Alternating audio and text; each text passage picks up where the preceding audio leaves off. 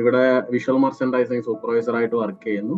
ഈ ഒരു ക്ലാസ്സിൽ ചേർന്നതിന് ശേഷമാണ് എനിക്ക് കൂടുതലും ആർട്ടുമായിട്ടുള്ള ഒരു കണക്ഷനും അതെന്റെ ഒരു പാഷനാണെന്നും അതിലെനിക്ക് കൂടുതൽ ചെയ്യാൻ പറ്റുമെന്നും കണ്ടിന്യൂസ് ആയിട്ട് ആ ഒരു മെത്തേഡിലൂടെ നമ്മൾ ഫോളോ ചെയ്യുമ്പോൾ നമുക്ക് എങ്ങനെയൊക്കെ നമ്മുടെ ലൈഫിൽ ആർട്ട് ഇമ്പോർട്ടൻ്റ് ആവുന്നു ഒക്കെ ഈ ഒരു ക്ലാസ്സിൽ ചേർന്നതിന് ശേഷമാണ് ഞാൻ പഠിച്ചുകൊണ്ടിരിക്കുന്നത്.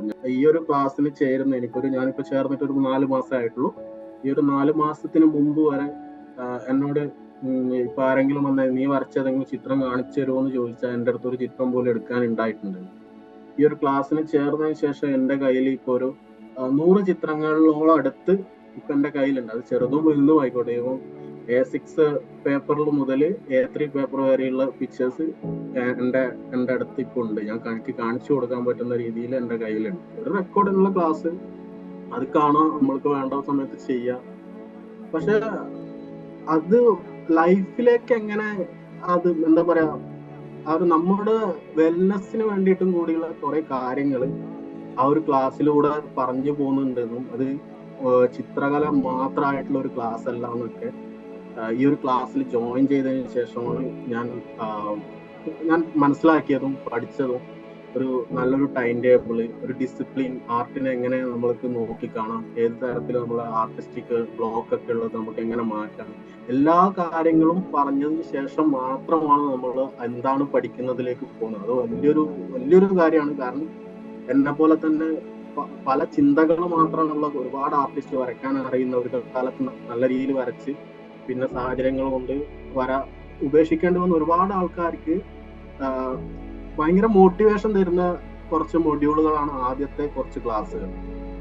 അതിലൂടെയാണ് അത് എന്നെ കൊണ്ട് ഇത് പറ്റും എന്ന് എനിക്ക് തോന്നിയത്. ഒരു കമ്മീഷൻ വർക്ക് എന്ന് പറയുമ്പോൾ അത് മാത്രമല്ല, അതിന്റെ കൂടെ നമ്മൾ വരയ്ക്കുന്ന പിക്ചറിന് നമ്മൾ ഇപ്പോൾ ഇത് വരച്ച് അതിന് എത്ര ടൈം നമ്മൾ സ്പെൻഡ് ചെയ്യുന്നു, എന്തൊക്കെ മെറ്റീരിയൽസ് നമ്മൾ അതിന് സ്പെൻഡ് ചെയ്യുന്നു, ഒരു ക്ലയന്റിനെ എങ്ങനെ ഡീൽ ചെയ്യണം, അവർക്ക് എങ്ങനെ അതിനെ പറ്റിയുള്ള നോളജ് കൊടുക്കണം, എന്തൊക്കെ കാര്യങ്ങളാണ്, ഈവൻ നമ്മൾ യൂസ് ചെയ്യുന്ന പേപ്പർ ഏതാണ്, പെൻസിൽ ഏതാണ്, അങ്ങനെയുള്ള വ്യക്തമായിട്ടുള്ള ഒരു നോളജ് കസ്റ്റമറിന് കൊടുത്തതിന് ശേഷം നമ്മളൊരു എമൗണ്ട് പറയുകയാണെങ്കിൽ അവർക്കും അതിനെ പറ്റിയിട്ട് വ്യക്തമായ ഒരു ധാരണ ഉണ്ടാവും. മെറ്റീരിയൽസിൽ നമ്മൾ എത്ര കോസ്റ്റ് ഇട്ടിട്ടുണ്ടെന്ന്, അങ്ങനെയുള്ള കാര്യങ്ങൾ, അങ്ങനെ ഡീറ്റെയിൽ ബൈ ഡീറ്റെയിൽ ഒരു വർക്കിൽ ചെയ്യേണ്ട മുഴുവൻ കാര്യങ്ങളും ഞാൻ ഈ ഒരു ക്ലാസ്സിന് വന്നതിന് ശേഷമാണ് പഠിച്ചത്. അതെന്റെ ഒരു വലിയൊരു ആഗ്രഹമാണ്. എൻ്റെ വീട്ടില് നല്ലൊരു ആർട്ട് ഗാലറി പോലെ കുറെ ചിത്രങ്ങൾ വെച്ചിട്ട് വാളുകളിൽ അലങ്കരിക്കണം. അതായത് ഒരു ആർട്ടിസ്റ്റിന്റെ വീടാണെന്ന് പുറത്തുനിന്ന് വരുന്ന ഒരാൾക്ക് തോന്നണം. ആ രീതിയിൽ എൻ്റെ വീട്ടിനെ മാറ്റണം എന്നുള്ളത് എനിക്കൊരു വലിയൊരു ആഗ്രഹമാണ്.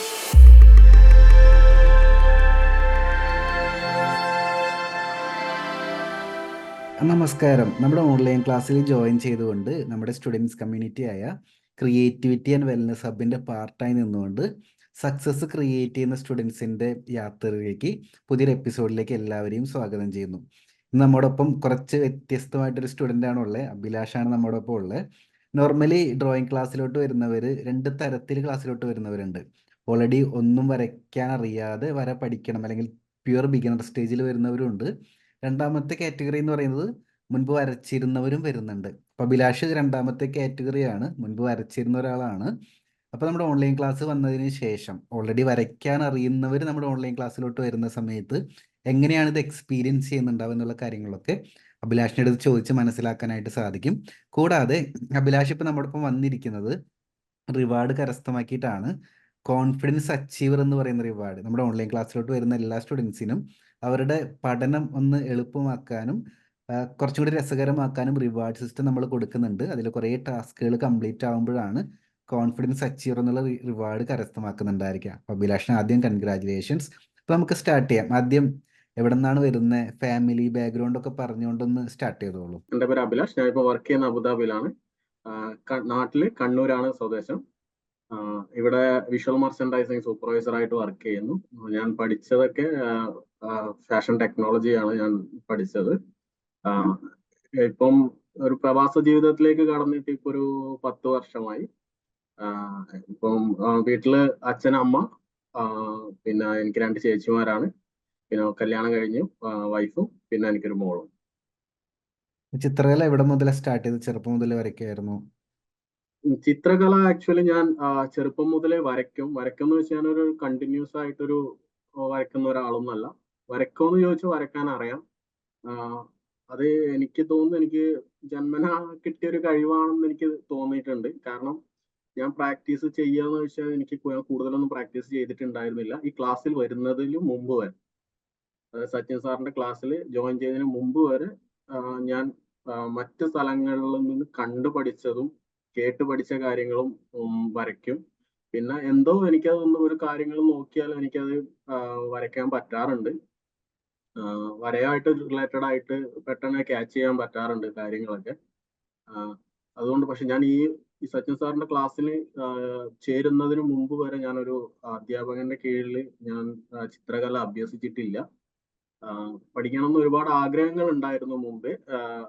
കാരണം എനിക്ക് തോന്നുന്നു എൻ്റെ വീട്ടിലെ സിറ്റുവേഷൻ ആയിരിക്കാം ചിലപ്പോൾ എനിക്ക് ആ ഒരു മേഖലയിലേക്ക് പൂർണ്ണമായിട്ട് പോകാൻ പറ്റാണ്ടിരുന്നത് എന്ന് എനിക്ക് തോന്നിയിട്ടുണ്ട് പലപ്പോഴും. കാരണം മുമ്പ് എൻ്റെ വീട് കുറച്ചൊരു പ്രദേശത്താണ്. അപ്പൊ ചിത്രകല ആ ഒരു പ്രദേശത്തൊന്നും ആ ഒരു ടൈമിന് ചിത്രകല പഠിപ്പിക്കുന്ന ഒരു സ്ഥാപനം ഉണ്ടായിട്ടില്ല. കുറച്ച് ദൂരം പോകണമായിരുന്നു, ബസ്സിലൊക്കെ പോയാൽ എത്തുന്ന ഒരു സ്ഥലമായിരുന്നു. അതുകൊണ്ട് തന്നെ ആ ഒരു പ്രായത്തില് പഠിക്കാൻ പോകണം എന്ന് പറഞ്ഞപ്പോ വേണ്ടാന്നുള്ളൊരു ഇതാണ്, നീ ഇപ്പൊ ഇവിടെ വരയ്ക്കുന്നത് വരച്ചാൽ മതി, പിന്നെ പിന്നെ പോവാം, അല്ലെങ്കിൽ ഇപ്പൊ പഠിപ്പിൽ ശ്രദ്ധിക്ക്, അങ്ങനെയൊക്കെ ആയിരുന്നു അന്നേരത്തെ ഒരു എനിക്ക് കിട്ടിയ ഇൻസ്ട്രക്ഷൻ എൻ്റെ മാതാപിതാക്കളിൽ നിന്ന്. അപ്പൊ എന്നെ കൂടുതലും ഞാൻ പഠിപ്പിൽ ശ്രദ്ധിക്കാൻ വേണ്ടിയിട്ടായിരുന്നു. അല്ലാണ്ട് ഞാൻ എൻ്റെ കയ്യിൽ എൻ്റെ അടുത്തൊരു കലയുണ്ട്, അതിനെ പ്രോത്സാഹിപ്പിക്കുന്ന രീതിയിൽ, നല്ല രീതിയിൽ പ്രോത്സാഹിപ്പിക്കുന്ന രീതിയിൽ എനിക്കൊരു പ്രോത്സാഹനം എനിക്ക് കിട്ടിയിട്ടില്ല എന്ന് തന്നെ എനിക്ക് പറയാം. കാരണം എന്ന് കരുതിയിട്ട് ഞാൻ കളർ വാങ്ങിത്തരില്ല, പെൻസിൽ വാങ്ങിത്തരില്ല എന്നല്ല ഞാൻ പറയുന്നത്.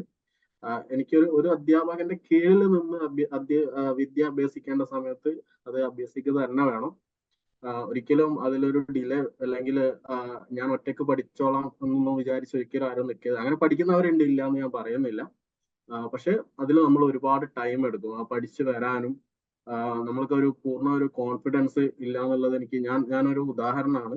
കാരണം എനിക്ക് ഈ ഒരു വയസ്സ് വരെ ആയിട്ട് ചിത്രകലയിൽ കുറെ കാര്യങ്ങൾ ഞാൻ പഠിച്ചിട്ടുണ്ട്. എല്ലാ മീഡിയംസ് യൂസ് ചെയ്യാൻ എനിക്ക് ഇഷ്ടമാണ്. എല്ലാ മീഡിയംസിലും കുറച്ച് കാര്യങ്ങളൊക്കെ ഞാൻ പഠിച്ചിട്ടുണ്ട്. പക്ഷെ എനിക്ക് ആ ഒരു ടൈം വരെയായിട്ട് എനിക്കൊരു കോൺഫിഡൻസ് ഇല്ലായിരുന്നു. ഞാനൊരു ആർട്ടിസ്റ്റ് ആണെന്ന് പറയാമെന്ന് വരെയുള്ള ഒരു കോൺഫിഡൻസ് എനിക്കില്ലായിരുന്നു. കാരണം ഞാൻ പറയുന്നത് തെറ്റാണോ, കാരണം ഞാൻ പഠിച്ചതൊക്കെ മറ്റുള്ളവരിൽ നിന്ന് കണ്ടിട്ടും യൂട്യൂബിൽ നിന്നും നോക്കിയിട്ടൊക്കെയാണ്. യൂട്യൂബിൽ നമ്മൾ നോക്കുമ്പോൾ നമുക്ക് മനസ്സിലാവും പലരും പല രീതിയിലാണ്. കാരണം അത് ആർട്ട് അങ്ങനെയാണ്. ആർട്ട് ഒരു അധ്യാപകൻ പഠിപ്പിക്കുന്ന രീതി ആയിരിക്കില്ല മറ്റൊരു അധ്യാപകൻ പഠിപ്പിക്കുന്നത്. അതിലൊന്ന് തികച്ചും വ്യത്യസ്തമായിട്ടാണ് സച്ചിൻ സാർ ഇപ്പോൾ നമ്മളെയൊക്കെ പഠിപ്പിച്ചുകൊണ്ടിരിക്കുന്ന കാര്യങ്ങളും. കാരണം നമ്മള് സച്ചിൻ സാറിന്റെ ക്ലാസ്സിൽ നമ്മൾ പൊതുവെ പറയാറുണ്ട്, ട്രഡീഷണൽ ആയിട്ട് കൂടുതൽ ആൾക്കാരും ഫോളോ ചെയ്യുന്നത് ആ ട്രഡീഷണൽ ആയിട്ടുള്ള ചിത്രകല ഇതാണ്. അപ്പോ അതിനൊക്കെ വെച്ച് നോക്കുവാണെങ്കിൽ എനിക്ക് ആ ഒരു ടൈമിന് ആ രീതിയിൽ പോലും എനിക്ക് പഠിക്കാൻ പോകാനുള്ള ഒരു സാഹചര്യം ഉണ്ടായില്ല. പിന്നെ ലൈഫിൽ ചില സാഹചര്യങ്ങൾ മുഖേന ചിത്രകലയെ ഞാൻ ഒതുക്കി നിർത്തിയിരുന്നു. എപ്പോഴെങ്കിലും തോന്നും അപ്പൊ വരയ്ക്കും. അല്ലാണ്ട് എൻ്റെ ഒരു ഭയങ്കര ഒരു പാഷനായിട്ട് ഞാൻ അതിനെ കണ്ടിട്ടുണ്ടായില്ല. പക്ഷെ എന്തോ ദൈവവാഹ്യം പോലെ എൻ്റെ കൂടെ തന്നെ ഉണ്ടായിരുന്നു. അതുകൊണ്ട് എനിക്ക് ആ ഒരു കഴിവ് നഷ്ടപ്പെട്ടിട്ടില്ല എന്ന് പറയാം. കാരണം ഈ ഒരു ക്ലാസ്സിൽ ചേർന്നതിന് ശേഷം മാത്രമാണ് ഞാൻ ഒരു കോൺഫിഡൻസോട് കൂടിയിട്ട് ഞാനൊരു ആർട്ടിസ്റ്റ് ആണെന്ന് പറയാൻ ഇപ്പൊ എനിക്ക് പറ്റുന്നുണ്ട്. കാരണം ഇതിനു മുമ്പ് വരെ ഞാൻ പോസ്റ്റ് ചെയ്യുന്ന എവിടെയെങ്കിലും സോഷ്യൽ മീഡിയയിൽ ആയിക്കോട്ടെ, എവിടെ പോസ്റ്റ് ചെയ്യുന്ന ഒരു പിക്ചറിന് ഒരു ആർട്ടിസ്റ്റ് അഭിലാഷെന്നോ അല്ലെങ്കിൽ ആർട്ടിസ്റ്റ് ആ രീതിയിൽ സംസാരിക്കാൻ വരെയുള്ള ഒരു കോൺഫിഡൻസ് എനിക്ക് ഉണ്ടായിരുന്നില്ല. അപ്പോ ഈ ഒരു ക്ലാസ്സിൽ ചേർന്നതിന് ശേഷമാണ് എനിക്ക് കൂടുതലും ആർട്ടുമായിട്ടുള്ള ഒരു കണക്ഷനും അതെന്റെ ഒരു പാഷനാണെന്നും അതിലെനിക്ക് കൂടുതൽ ചെയ്യാൻ പറ്റുമെന്നും ഒക്കെ ഈ ഒരു ക്ലാസ്സിൽ കണ്ടിന്യൂസ് ആയിട്ട് ആ ഒരു മെത്തേഡിലൂടെ നമ്മൾ ഫോളോ ചെയ്യുമ്പോൾ നമുക്ക് എങ്ങനെയൊക്കെ നമ്മളെ ലൈഫിൽ ആർട്ട് ഇമ്പോർട്ടൻ്റ് ആവുന്നു ഒക്കെ ഈ ഒരു ക്ലാസ്സിൽ ചേർന്നതിന് ശേഷമാണ് ഞാൻ പഠിച്ചതും പഠിച്ചുകൊണ്ടിരിക്കുന്നതും. ഞാനിപ്പം അങ്ങനെ കൂടുതൽ പഠിച്ചു എന്നൊന്നും ഞാൻ പറയുന്നില്ല. കാരണം ഞാനിപ്പോൾ സ്റ്റെപ്പ് ബൈ സ്റ്റെപ്പ് ആയിട്ട് കൂടുതൽ കാര്യങ്ങൾ പഠിച്ചുകൊണ്ടിരിക്കുന്നു. പ്രാക്ടീസ് കണ്ടിന്യൂ ആയിട്ട് ചെയ്തുകൊണ്ടിരിക്കുന്നു. അതിന്റെ മാറ്റം എന്നിൽ എനിക്ക് തന്നെ റിഫ്ലക്ട് ചെയ്യാൻ പറ്റുന്നുണ്ട്. കാരണം ഈ ഒരു ക്ലാസ്സിൽ ചേരുന്ന ഞാനിപ്പോ ചേർന്നിട്ട് ഒരു 4 മാസമായിട്ടുള്ളൂ.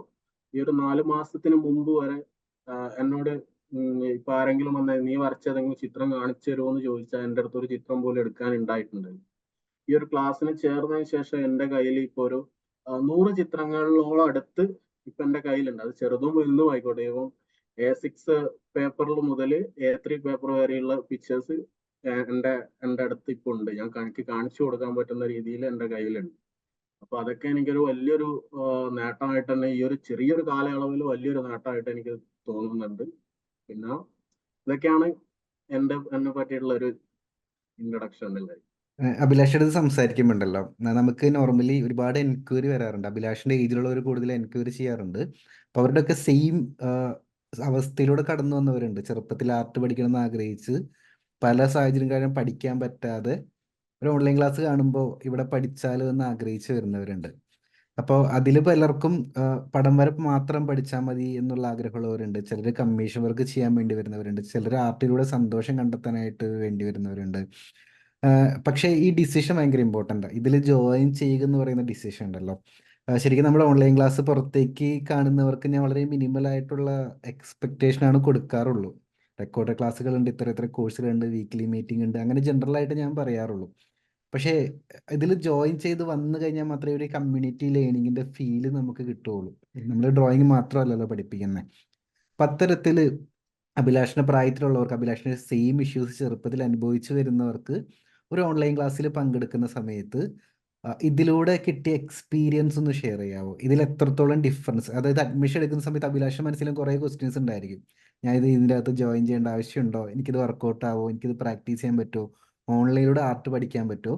ആ ഒരു എക്സ്പെക്റ്റേഷനും ജോയിൻ ചെയ്തതിന് ശേഷം ഉണ്ടായ റിയാലിറ്റി ഉണ്ടല്ലോ, അതൊക്കെ ഒന്ന് എക്സ്പ്ലെയിൻ ചെയ്യാം. അത് മറ്റുള്ളവർക്കും ഒരുപാട് ഇൻസൈറ്റുകൾ തരുന്നതായിരിക്കും. എങ്ങനെയാണ് ഇതിൻ്റെ അകത്തൊരു സ്റ്റുഡൻ്റ് എന്നുള്ള രീതിയിൽ ഫീൽ കിട്ടുന്നത്? എങ്ങനെയാണത് എക്സ്പീരിയൻസ് ചെയ്യുന്നത്?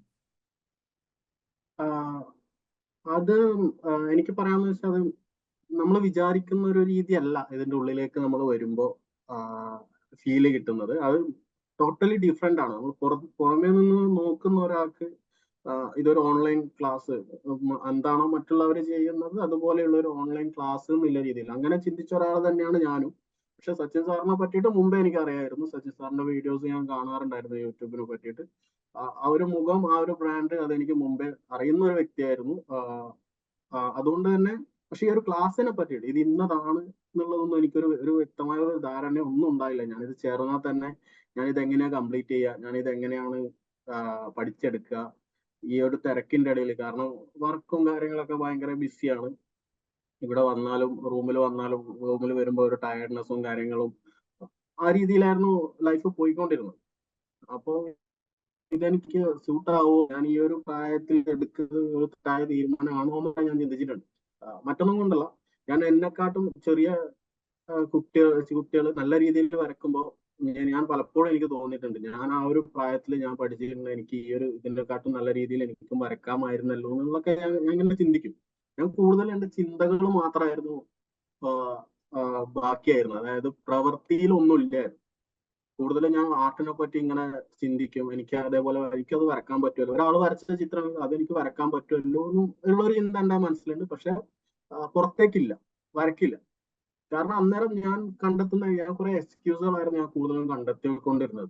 ഇന്നിപ്പോ ഈ ഒരു വർക്കിന്റെ ഇടയിൽ ഇനിയിപ്പോ ഇത് വരക്കാൻ ഞാൻ അപ്പോഴും എൻ്റെ മൈൻഡിൽ ഞാനൊരു ആർട്ടിനൊരു ഇമ്പോർട്ടൻസ് കൊടുത്തില്ല എന്നാണ് ആ ഒരു വാസ്തവം. പക്ഷെ ഉള്ളിന്റെ ഉള്ളിൽ എനിക്ക് പഠിക്കണം, ഒരാളെ കീഴിൽ തന്നെ പഠിക്കണം. കാരണം എനിക്ക് ആ ഒരു കോൺഫിഡൻസ് ഇല്ലായ്മ തന്നെയാണ് അതിന് കാരണം. അതുകൊണ്ടാണ് ഞാൻ സാറിന്റെ ഇതിലേക്ക്, സാറ് എന്നുള്ളൊരു എന്താ പറയാ, യൂട്യൂബിലും എല്ലായിടത്തും നല്ലൊരു ഫെയിമായിട്ട് നിൽക്കുന്ന ഒരു ആർട്ടിസ്റ്റ്. പിന്നെ പലരുടെയും റിവ്യൂ കാര്യങ്ങളൊക്കെ ഞാൻ കണ്ടിട്ടുണ്ടായിരുന്നു. അത് പ്രായഭേദമന്യേ, അതായത് ചെറിയ കുട്ടികളായിക്കോട്ടെ, നമ്മളെ പോലെയുള്ള ആളുകളായിക്കോട്ടെ, അല്ലെങ്കിൽ ഒരു വയസ്സായവരായിക്കോട്ടെ, ഈവൻ വരക്കാൻ തീരെ അറിയാത്തവരായിക്കോട്ടെ, അവർക്കൊക്കെ ഈ ഒരു ക്ലാസ്സിൽ ഓരോരുത്തർക്കും അവരവരുടേതായ രീതിയിൽ കഴിവ് തെളിയിക്കാൻ പറ്റുന്നുണ്ട് എന്നുള്ള റിവ്യൂസും കാര്യങ്ങളൊക്കെ ഞാൻ ജസ്റ്റ് നോക്കിയിട്ടുണ്ടായിരുന്നു. അപ്പം ആ രീതിയിലാണ് ഞാൻ ഫസ്റ്റ് സാറിന് കൂടുതലൊന്നും സംസാരിക്കുന്നില്ല. ഞാൻ ആ ഒരു ഡിസിഷൻ എടുക്കുന്നു, ഞാൻ ക്ലാസ്സിലേക്ക് വരുന്നു. ക്ലാസ്സിലേക്ക് വരുമ്പോഴും ഞാൻ വിചാരിച്ചത് ഒരു റെക്കോർഡിംഗ് ക്ലാസ് റെക്കോർഡഡ് ആയിരിക്കും എന്നൊക്കെ മുമ്പേ പറയുന്നുണ്ടല്ലോ. അപ്പോൾ ഒരു റെക്കോർഡിനുള്ള ക്ലാസ് അത് കാണാം, നമ്മൾക്ക് വേണ്ട സമയത്ത് ചെയ്യാം. പക്ഷെ അത് ലൈഫിലേക്ക് എങ്ങനെ അത് എന്താ പറയാ, ആ ഒരു നമ്മുടെ വെൽനെസ്സിന് വേണ്ടിയിട്ടും കൂടിയുള്ള കുറെ കാര്യങ്ങൾ ആ ഒരു ക്ലാസ്സിലൂടെ പറഞ്ഞു പോകുന്നുണ്ടെന്നും അത് ചിത്രകല മാത്രമായിട്ടുള്ള ഒരു ക്ലാസ് അല്ല എന്നൊക്കെ ഈ ഒരു ക്ലാസ്സിൽ ജോയിൻ ചെയ്തതിന് ശേഷമാണ് ഞാൻ ഞാൻ മനസ്സിലാക്കിയതും പഠിച്ചതും. അതിലൂടെ തന്നെ എനിക്ക് ഒരുപാട് മാറ്റങ്ങൾ ഈ ഒരു ചെറിയൊരു കാലയളവിൽ തന്നെ ഒരുപാട് മാറ്റങ്ങൾ എനിക്ക് കൊണ്ടുവരാൻ പറ്റി. ഒരു നല്ലൊരു ടൈം ടേബിള്, ഒരു ഡിസിപ്ലിൻ, ആർട്ടിനെ എങ്ങനെ നമ്മൾക്ക് നോക്കിക്കാണാം, ഏത് തരത്തിൽ നമ്മൾ ആർട്ടിസ്റ്റിക് ബ്ലോക്ക് ഒക്കെ ഉള്ളത് നമുക്ക് എങ്ങനെ മാറ്റാം, എല്ലാ കാര്യങ്ങളും പറഞ്ഞതിന് ശേഷം മാത്രമാണ് നമ്മൾ എന്താണ് പഠിക്കുന്നതിലേക്ക് പോകുന്നത്. അത് വലിയൊരു കാര്യമാണ്. കാരണം എന്നെ പോലെ തന്നെ പല ചിന്തകൾ മാത്രമുള്ള ഒരുപാട് ആർട്ടിസ്റ്റ്, വരയ്ക്കാൻ അറിയുന്ന, ഒരു കാലത്ത് നല്ല രീതിയിൽ വരച്ച് പിന്നെ സാഹചര്യങ്ങൾ കൊണ്ട് ഉപേക്ഷിക്കേണ്ടി വന്ന ഒരുപാട് ആൾക്കാർക്ക് ഭയങ്കര മോട്ടിവേഷൻ തരുന്ന കുറച്ച് മൊഡ്യൂളുകളാണ് ആദ്യത്തെ കുറച്ച് ക്ലാസ്സുകൾ. അതിലൂടെയാണ് അത് എന്നെ കൊണ്ട് ഇത് പറ്റും എന്ന് എനിക്ക് തോന്നിയത് ആ ഫസ്റ്റത്തെ കുറച്ച് മൊഡ്യൂൾസ് ആണ്. ആ ഒരു മൊഡ്യൂൾസ് കഴിഞ്ഞപ്പോൾ ഞാൻ ഇങ്ങനെയൊക്കെ ചെയ്താൽ എനിക്ക് ഇങ്ങനെയൊക്കെ എന്റെ ടൈം മാനേജ് ചെയ്യാൻ പറ്റും. ആ കാര്യങ്ങളും ഒരു ടൈം ടേബിൾ ആക്കുന്നതും ഈ ഒരു റെക്കോർഡിംഗ് ചെയ്ത ക്ലാസ് എങ്ങനെ കണ്ട് പ്രാക്ടീസ് ചെയ്യാം. കാരണം ഇതൊരു ഓപ്ഷനാണ്. ഒരു ഓപ്ഷൻ വെച്ചാൽ ലൈഫ് ടൈം ക്ലാസ് ആണ്. ലൈഫ് ടൈം ക്ലാസ് എന്ന് പറഞ്ഞാൽ നമുക്ക് എപ്പോൾ വേണമെങ്കിലും കാണാം. കാരണം നമ്മളെ ലേസി ആക്കുന്ന കുറെ കാര്യങ്ങൾ അതിലുണ്ട്. കാരണം നമുക്ക് എപ്പോഴോ നമുക്ക് തോന്നുമ്പോൾ ഓപ്പൺ ചെയ്യാം, തോന്നുമ്പോൾ ഓപ്പൺ ചെയ്യണ്ട, ആരും ചോദിക്കാനില്ല. പക്ഷെ ആ രീതിയൊക്കെയാണ് പൊതുവെ വിചാരിച്ചു വെച്ചിരിക്കുന്നതും ആ രീതി. പക്ഷെ ഇതിലെ ആ ഒരു മെത്തേഡ്, പോകുന്ന വഴികള്, എന്താ പറയുക, സാറ് തരുന്ന ഇൻസ്ട്രക്ഷനുകൾ, അതൊക്കെ നമ്മളറിയാണ്ട് തന്നെ നമ്മളെ ഈ എന്താ പറയാ, നമുക്കൊരു പെർഫെക്ഷൻ ആക്കുന്നു. മറ്റൊരാൾ നമ്മളെ എങ്ങനെയാണ് പെർഫെക്ഷൻ ആക്കുന്നത്, ആ ഒരു രീതിയാണ് എനിക്ക് ഫീൽ ചെയ്തിട്ടുള്ളത്. നമ്മൾ അറിയാണ്ട് തന്നെ നമ്മളത് മാറുകയാണ്. നമ്മൾ ആർട്ടിലേക്ക് കൂടുതൽ കോൺസെൻട്രേഷൻ വരുന്നു, പുതിയ പുതിയ ടാസ്കുകൾ നമ്മൾ അതിൽ പഠിക്കുന്നു, ചെയ്യുന്നു. പിന്നെ എന്താ പറയാ, ഡെയിലി ഓരോ ചിത്രങ്ങൾ വരയ്ക്കാനുള്ളത് എന്നെ സംബന്ധിച്ചൊക്കെ, ഞാനൊക്കെ ഡെയിലി ഒരു ചിത്രം വരക്കുന്നൊന്നും ഞാൻ ജീവിതത്തിൽ പോലും വിചാരിക്കാത്ത ഒരാളാണ്. പക്ഷെ ഞാനിപ്പോ ഡെയിലി ഞാൻ ഒരു ചിത്രം വരയ്ക്കുന്നുണ്ട്, അത് വീഡിയോ ആക്കുന്നുണ്ട്, അത് സോഷ്യൽ മീഡിയയിൽ പോസ്റ്റ് ചെയ്യുന്നുണ്ട്. ഇങ്ങനെയൊന്നും ഞാൻ ചെയ്യുന്നൊന്നും ഞാൻ ജീവിതത്തിൽ വിചാരിച്ചിട്ടില്ല. കാരണം ഈ ഒരു ക്ലാസ്സിൽ വന്നതിന് ശേഷമാണ് ഇങ്ങനെയൊക്കെ നമ്മൾക്ക് ചെയ്യാൻ പറ്റും. ഈ ഒരു ടൈം, ഇതേ സമയമാണ് ഞാൻ മുമ്പും കടന്നു പോയിട്ടുള്ളത്. ആ തിരക്കും ജോലിയും, അതേ ജോലിയും തിരക്കും എല്ലാം ഇപ്പോഴും ഉണ്ട്. പക്ഷെ അതിനിടയിൽ എങ്ങനെ സമയം കണ്ടെത്താന്നുള്ളത്, വ്യക്തമായ ഒരു ടൈം ടേബിൾ എങ്ങനെ ഉണ്ടാക്കാമെന്നും അത് എങ്ങനെ ഇംപ്ലിമെന്റ് ചെയ്യാമെന്നും ഒക്കെ ഉള്ള കാര്യങ്ങൾ ഞാൻ ഈ ക്ലാസ്സിലൂടെയാണ് പഠിച്ചെടുത്തത്. അത് ഞാൻ ഇംപ്ലിമെന്റ് ചെയ്യുന്നുണ്ട്. എൻ്റെ പിറകിൽ ഒരു ഒരു പേപ്പറിൽ ഞാൻ ഒട്ടിച്ച ഒരു ടൈം ടേബിൾ എൻ്റെ പുറകിൽ ഇപ്പോഴും ഉണ്ട്. ആ ടൈം ടേബിൾ ഞാൻ ഫോളോ ചെയ്യുന്നുണ്ട്. നമ്മൾക്ക് എന്ന് കരുതിയിട്ട് ഞാൻ കുറെ കാര്യങ്ങൾ ഒഴിവാക്കിയിട്ടുണ്ടെന്നൊന്നും ഞാൻ പറയുന്നില്ല. കാരണം ഫാമിലിക്ക് കൊടുക്കേണ്ട സമയം ഫാമിലിന്റെ കൂടെ ഉണ്ട്, ഫ്രണ്ട്സിന്റെ കൂടെയുള്ള സമയം ഫ്രണ്ട്സിന്റെ കൂടെ ഉണ്ട്, പുറത്തേക്ക് പോകുന്നുണ്ട്, ബാക്കിയുള്ള കാര്യങ്ങൾ നടക്കുന്നുണ്ട്. അതിൽ വേണ്ടാത്ത കുറെ കാര്യങ്ങൾ ഞാൻ ഒഴിവാക്കിയിട്ടുണ്ട്. ഈവൻ കൂടുതൽ സ്ക്രീൻ ടൈം. മുമ്പൊക്കെ ഞാൻ റൂമിൽ വന്ന ജസ്റ്റ് ഒന്ന് ഫ്രഷ് ആയി ഒന്ന് കിടന്നു കഴിഞ്ഞാൽ ഫോണിൽ തന്നെയാണ്, ഫോൺ നോക്കിയിരിക്കുക. അങ്ങനെയുള്ള കുറെ നമ്മൾക്ക് വേണ്ട ഒരു ഉപയോഗമില്ലാത്ത കുറെ കാര്യങ്ങൾ നമ്മൾ വെറുതെ സമയം വേസ്റ്റ് ആക്കി കളഞ്ഞിട്ടുണ്ട്. ആ സമയങ്ങളെ എങ്ങനെ ഒരു ടൈം ടേബിളിലൂടെ കൊണ്ടുവന്ന് എങ്ങനെ അത് നമ്മൾക്ക് ഉപയോഗപ്രദമായിട്ടുള്ള ഒരു സമയമാക്കാന്നൊക്കെ ഞാൻ ഈ ഒരു ക്ലാസ്സിലൂടെ പഠിച്ചെടുത്തതും ഞാൻ ഇംപ്ലിമെന്റ് ചെയ്തതും അതിന്റെ മാറ്റം ഇപ്പോഴും ഞാൻ അനുഭവിക്കുന്ന ഒരാളാണ് ഞാൻ. ഒരുപാട് എനിക്ക് എന്നെ സംബന്ധിച്ച് ആസ് എ വ്യക്തി എന്നുള്ള രീതിയിലും എനിക്ക് ഒരുപാട് മാറ്റങ്ങൾ വന്നിട്ടുണ്ട്. കാരണം മുമ്പൊക്കെ ഞാൻ ചിലപ്പോൾ വർക്കിന്റെ പ്രഷർ കൊണ്ടും ഫാമിലി ഉണ്ടാവുന്ന കൊച്ചു പ്രശ്നങ്ങൾ കൊണ്ടൊക്കെ ആയിരിക്കും കൂടുതൽ ഞാൻ നെഗറ്റീവായിട്ട് ചിന്തിക്കുന്ന ഒരാളായിരുന്നു. കൂടുതലും ഇതെന്താ എനിക്കെന്താ അങ്ങനെ, ആ രീതിയിലൊക്കെ ഉള്ള ചിന്തകളും കാര്യങ്ങളൊക്കെ ആയിരുന്നു മുമ്പ്.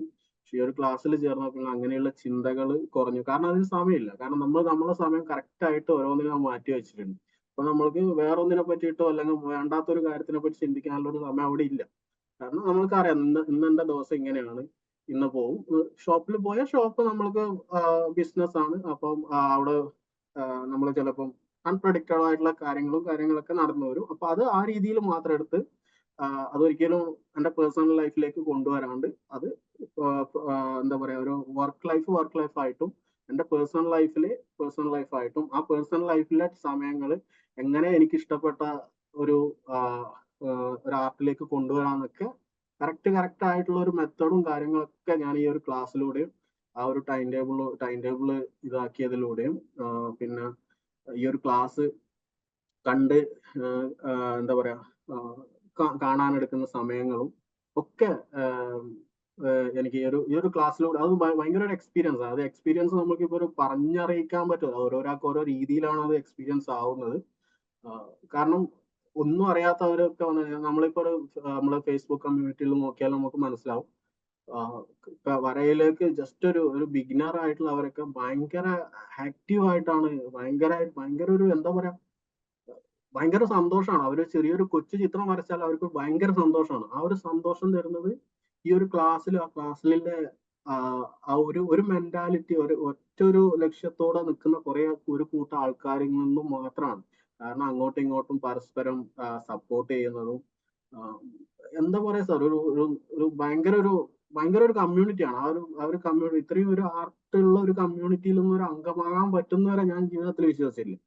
കാരണം ഇപ്പൊ ഞാനുള്ളത്, എനിക്കുള്ള കുറച്ചൊരു ഫ്രണ്ട് സർക്കിൾ ആയിക്കോട്ടെ, ആർട്ടിന് ഒരു ഫ്രണ്ട് സർക്കിൾ എനിക്ക് ഉണ്ടാവുന്നു, അല്ലെങ്കിൽ അങ്ങനെ ഒരു കമ്മ്യൂണിറ്റിയിൽ ഞാൻ വരുമെന്നും കുറെ ആർട്ടിനെ മാത്രം ചിന്തിക്കുന്ന, അല്ലെങ്കിൽ ആർട്ട് മാത്രം ചിന്തിക്കുന്ന, ആർട്ടിനെ മാത്രം സ്നേഹിക്കുന്ന ഒരു കൂട്ടം ആൾക്കാരിലേക്ക് ഞാൻ എത്തിപ്പെടുന്നൊന്നും ഞാൻ വിചാരിച്ചില്ല. ഞാനിപ്പോ വേറൊരു ഓൺലൈൻ ക്ലാസ്സിന് പോയിട്ടുണ്ടെങ്കിൽ ഈ ഒരു ഫീല് കിട്ടുന്നൊന്നും ഞാൻ ഒരിക്കലും വിചാരിക്കുന്നുമില്ല.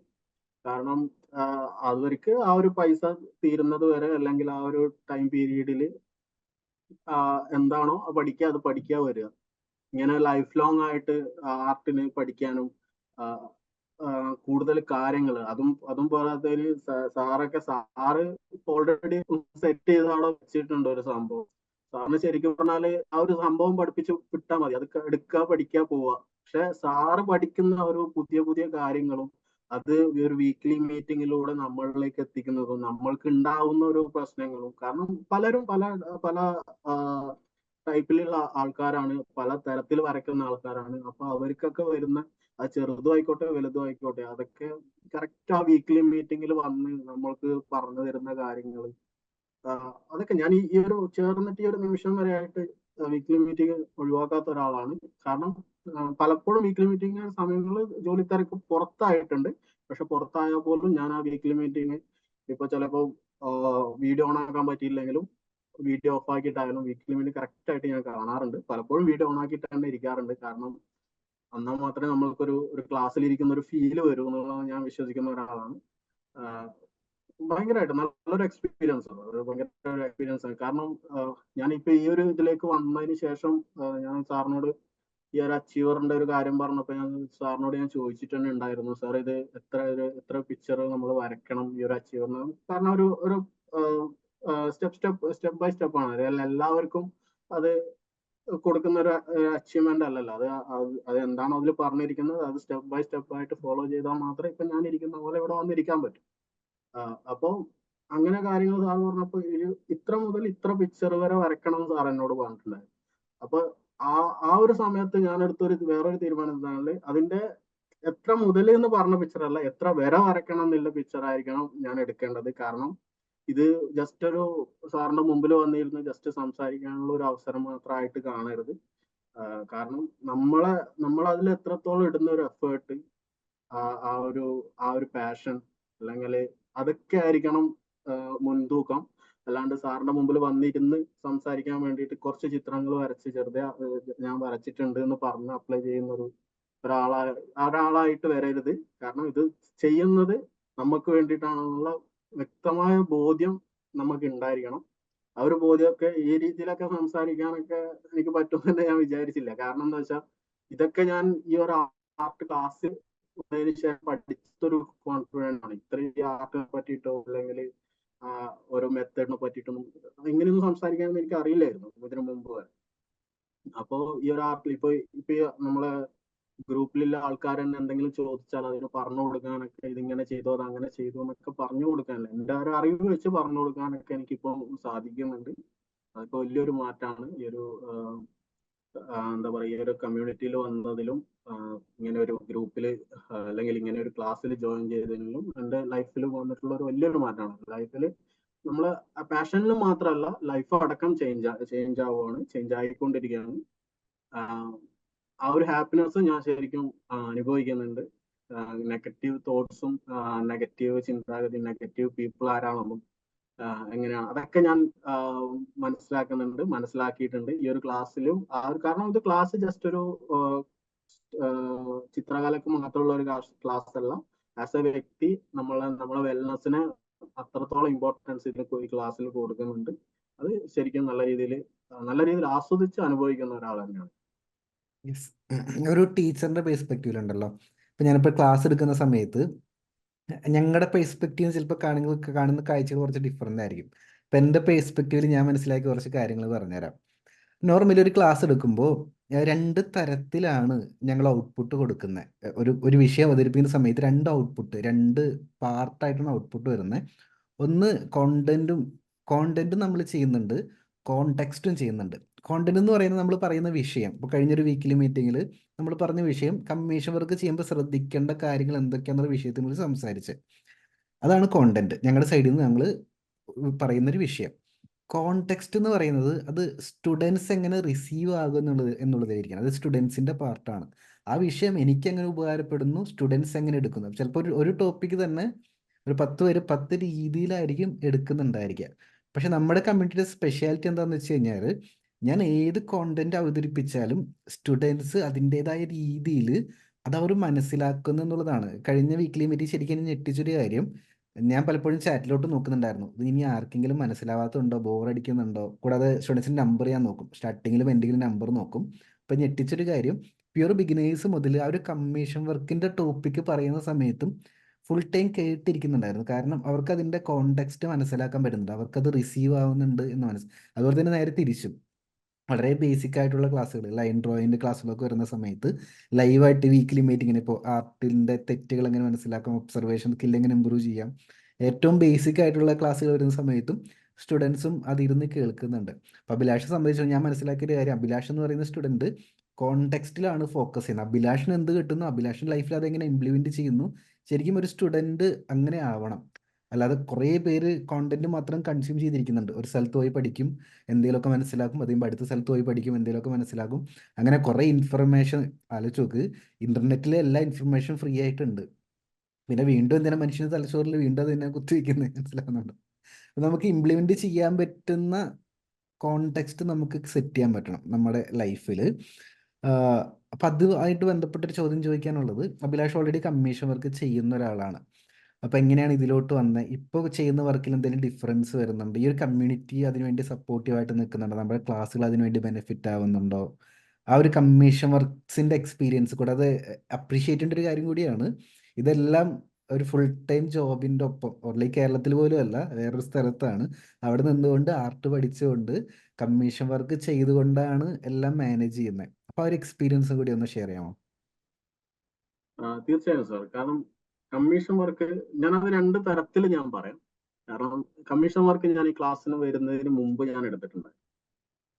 അപ്പൊ ഞാൻ എങ്ങനെയാണ് ഫേസ് ചെയ്തതും ഇപ്പൊ ഈ ക്ലാസ്സിന് വന്നിട്ട് അതിൽ നിന്ന് പഠിച്ച കാര്യങ്ങളും അതിൽ ആ ഒരു കമ്മ്യൂണിറ്റിയിൽ മറ്റുള്ളവര്, കാരണം ഒരുപാട് കമ്മീഷൻ വർക്ക് ചെയ്യുന്ന ഒരുപാട് ആൾക്കാർ, നല്ല എക്സ്പീരിയൻസ്ഡ് ആയിട്ടുള്ള ആൾക്കാർ നമ്മളെ കമ്മ്യൂണിറ്റിയിലുണ്ട്. അപ്പൊ അവരിന്ന് കിട്ടിയ നിർദ്ദേശങ്ങളും അതിലുപരി ലാസ്റ്റ് സാറ് വെച്ചൊരു വീക്ക്ലി മീറ്റിംഗിൽ കമ്മീഷൻ വർക്കിന് മാത്രമേ പറഞ്ഞ ഒരു കാര്യമാണ്. അപ്പൊ അതിൽ നിന്ന് കിട്ടിയതൊക്കെ വെച്ച് ഇപ്പൊ ഞാൻ എടുക്കുന്ന കമ്മീഷൻ വർക്കിൽ ഒരു കുറച്ച് വ്യത്യാസങ്ങളുണ്ട്, കുറച്ചല്ല ഒരുപാട് വ്യത്യാസങ്ങളുണ്ട്. പക്ഷെ എന്നിരുന്നിട്ട് ഞാൻ ഒരുപാട് കമ്മീഷൻ വർക്ക് എടുത്തിട്ടുണ്ട് എന്നല്ല അതിന്റെ അർത്ഥം. എടുത്ത വർക്ക്, അതായത് മുമ്പ് എന്നോട് ഒരാള് എനിക്കത് വരച്ചു തരുമോ എന്ന് ചോദിച്ചാൽ, എനിക്കൊരു പിക്ചർ വേണമെന്ന് ചോദിച്ചാൽ ഞാൻ പൈസ തരാമെന്ന് വരെ അവരെന്നോട് പറയും. പക്ഷെ ആ ടൈമിന് എനിക്കൊരു മെത്തേഡോ അല്ലെങ്കിൽ ഇന്ന മെത്തേഡിലൂടെ ഞാനത് ചെയ്യണം, അല്ലെങ്കിൽ ഇന്ന മെത്തേഡിൽ ഞാൻ സ്റ്റാർട്ട് ചെയ്ത് ഇന്ന മെത്തേഡിൽ ഞാൻ അത് എൻഡ് ചെയ്യണം എന്നൊന്നും ഒരു ധാരണ എനിക്കില്ലായിരുന്നു. അപ്പോൾ കമ്മീഷൻ വർക്ക് ഞാൻ പോർട്രേറ്റും ചെയ്തിട്ടുണ്ട്, പുറത്ത് ഈ വാൾ പെയിന്റ് ഇപ്പൊ എന്റെ പുറകിൽ കാണുന്ന പോലെ തന്നെ വാൾ പെയിന്റിങ്ങും ഞാൻ പുറത്ത് ചെയ്തിട്ടുണ്ട്. അപ്പം അതിനൊക്കെ ചെയ്യുമ്പോൾ വരയ്ക്കാൻ അറിയാം, അല്ലെങ്കിൽ വീട്ടിലെ ചുമരില് മുമ്പ് വരച്ചൊരു എക്സ്പീരിയൻസ് അത് മാത്രം വെച്ചാണ് ഞാൻ എസ് പറഞ്ഞിട്ട് പോകുന്നത് തന്നെ. പക്ഷെ എനിക്ക് വരയ്ക്കാൻ പറ്റുന്നുള്ളൊരു ഒരു കോൺഫിഡൻസ് ആണ്. കാരണം എനിക്കത് വരയ്ക്കാം. പക്ഷെ ഒരു കമ്മീഷൻ വർക്ക് എന്ന് പറയുമ്പോൾ അത് മാത്രമല്ല, അതിന്റെ കൂടെ നമ്മൾ വരയ്ക്കുന്ന പിക്ചറിന് നമ്മള് ഇപ്പൊ ഒരു ഇത് വരച്ച് അതിന് എത്ര ടൈം നമ്മൾ സ്പെൻഡ് ചെയ്യുന്നു, എന്തൊക്കെ മെറ്റീരിയൽസ് നമ്മൾ അതിന് സ്പെൻഡ് ചെയ്യുന്നു, ആ ഒരു ഇതൊക്കെ വെച്ചിട്ട് എങ്ങനെ നമ്മൾ ഒരു എമൗണ്ട് അവരോട് പറയും, അതിനൊക്കെ ഒരു കാൽക്കുലേഷനും കാര്യങ്ങളും ഒക്കെ ഉണ്ട് എന്നൊക്കെ ഞാൻ ഈ ഒരു ക്ലാസ്സിൽ വന്നതിന് ശേഷമാണ് മനസ്സിലാക്കുന്നത്. അതിന് നമ്മൾ ഈ ഒരു കമ്മീഷൻ വർക്ക് എടുക്കുമ്പോൾ ഇത്ര പെർസെൻറ്റേജ് നമ്മൾ മുൻകൂട്ടി ഒരു എമൗണ്ട് വാങ്ങണം.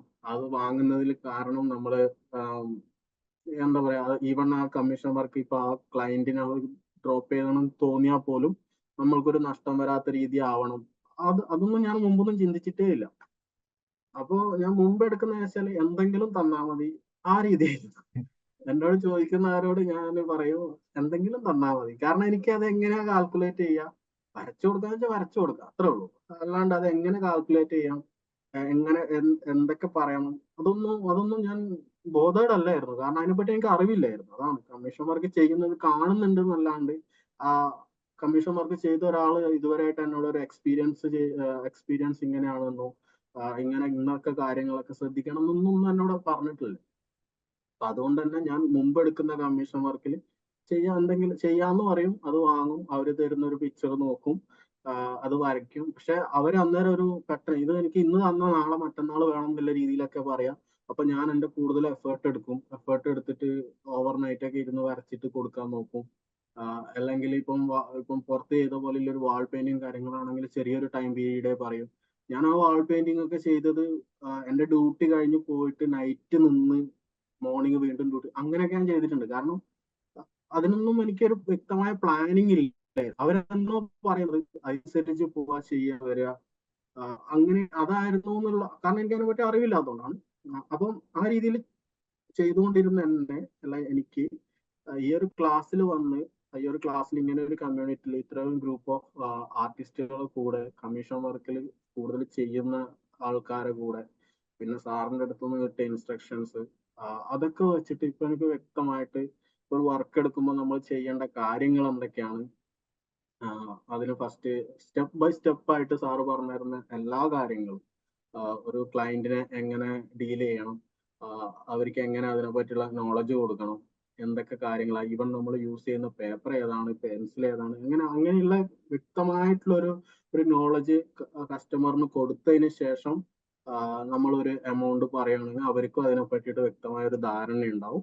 അങ്ങനെയുള്ള കാര്യങ്ങളും പിന്നെ അതെങ്ങനെയാണ് നമ്മൾ ഒരു എമൗണ്ടിലേക്ക് എത്തേണ്ടത്, നമ്മൾ ഒരു വർക്ക് ചെയ്യാനിരിക്കുമ്പം എത്ര ടൈം എടുക്കുന്നത്, വ്യക്തമായ എത്ര ടൈം നമ്മൾ അതിന് സ്പെൻഡ് ചെയ്യുന്നുണ്ട് നോട്ട് ചെയ്ത് എത്ര ടൈം എടുത്തു എന്നുള്ള കാര്യങ്ങൾ, അതിന് യൂസ് ചെയ്ത മെറ്റീരിയൽസിൽ നമ്മൾ എത്ര കോസ്റ്റ് ഇട്ടിട്ടുണ്ടെന്ന്, അങ്ങനെയുള്ള കാര്യങ്ങൾ, അങ്ങനെ ഡീറ്റെയിൽ ബൈ ഡീറ്റെയിൽ ഒരു വർക്കിൽ ചെയ്യേണ്ട മുഴുവൻ കാര്യങ്ങളും ഞാൻ ഈ ഒരു ക്ലാസ്സിന് വന്നതിന് ശേഷമാണ് പഠിച്ചത്. അതിലെ തന്നെ ഈ ക്ലയന്റ് എന്ന് പറയുന്നത്, അല്ലെങ്കിൽ എനിക്കൊരു ചിത്രം വരച്ചു തരുമോ എന്ന് ചോദിക്കുന്നത് രണ്ട് തരത്തിലുള്ള ആൾക്കാരുണ്ട്.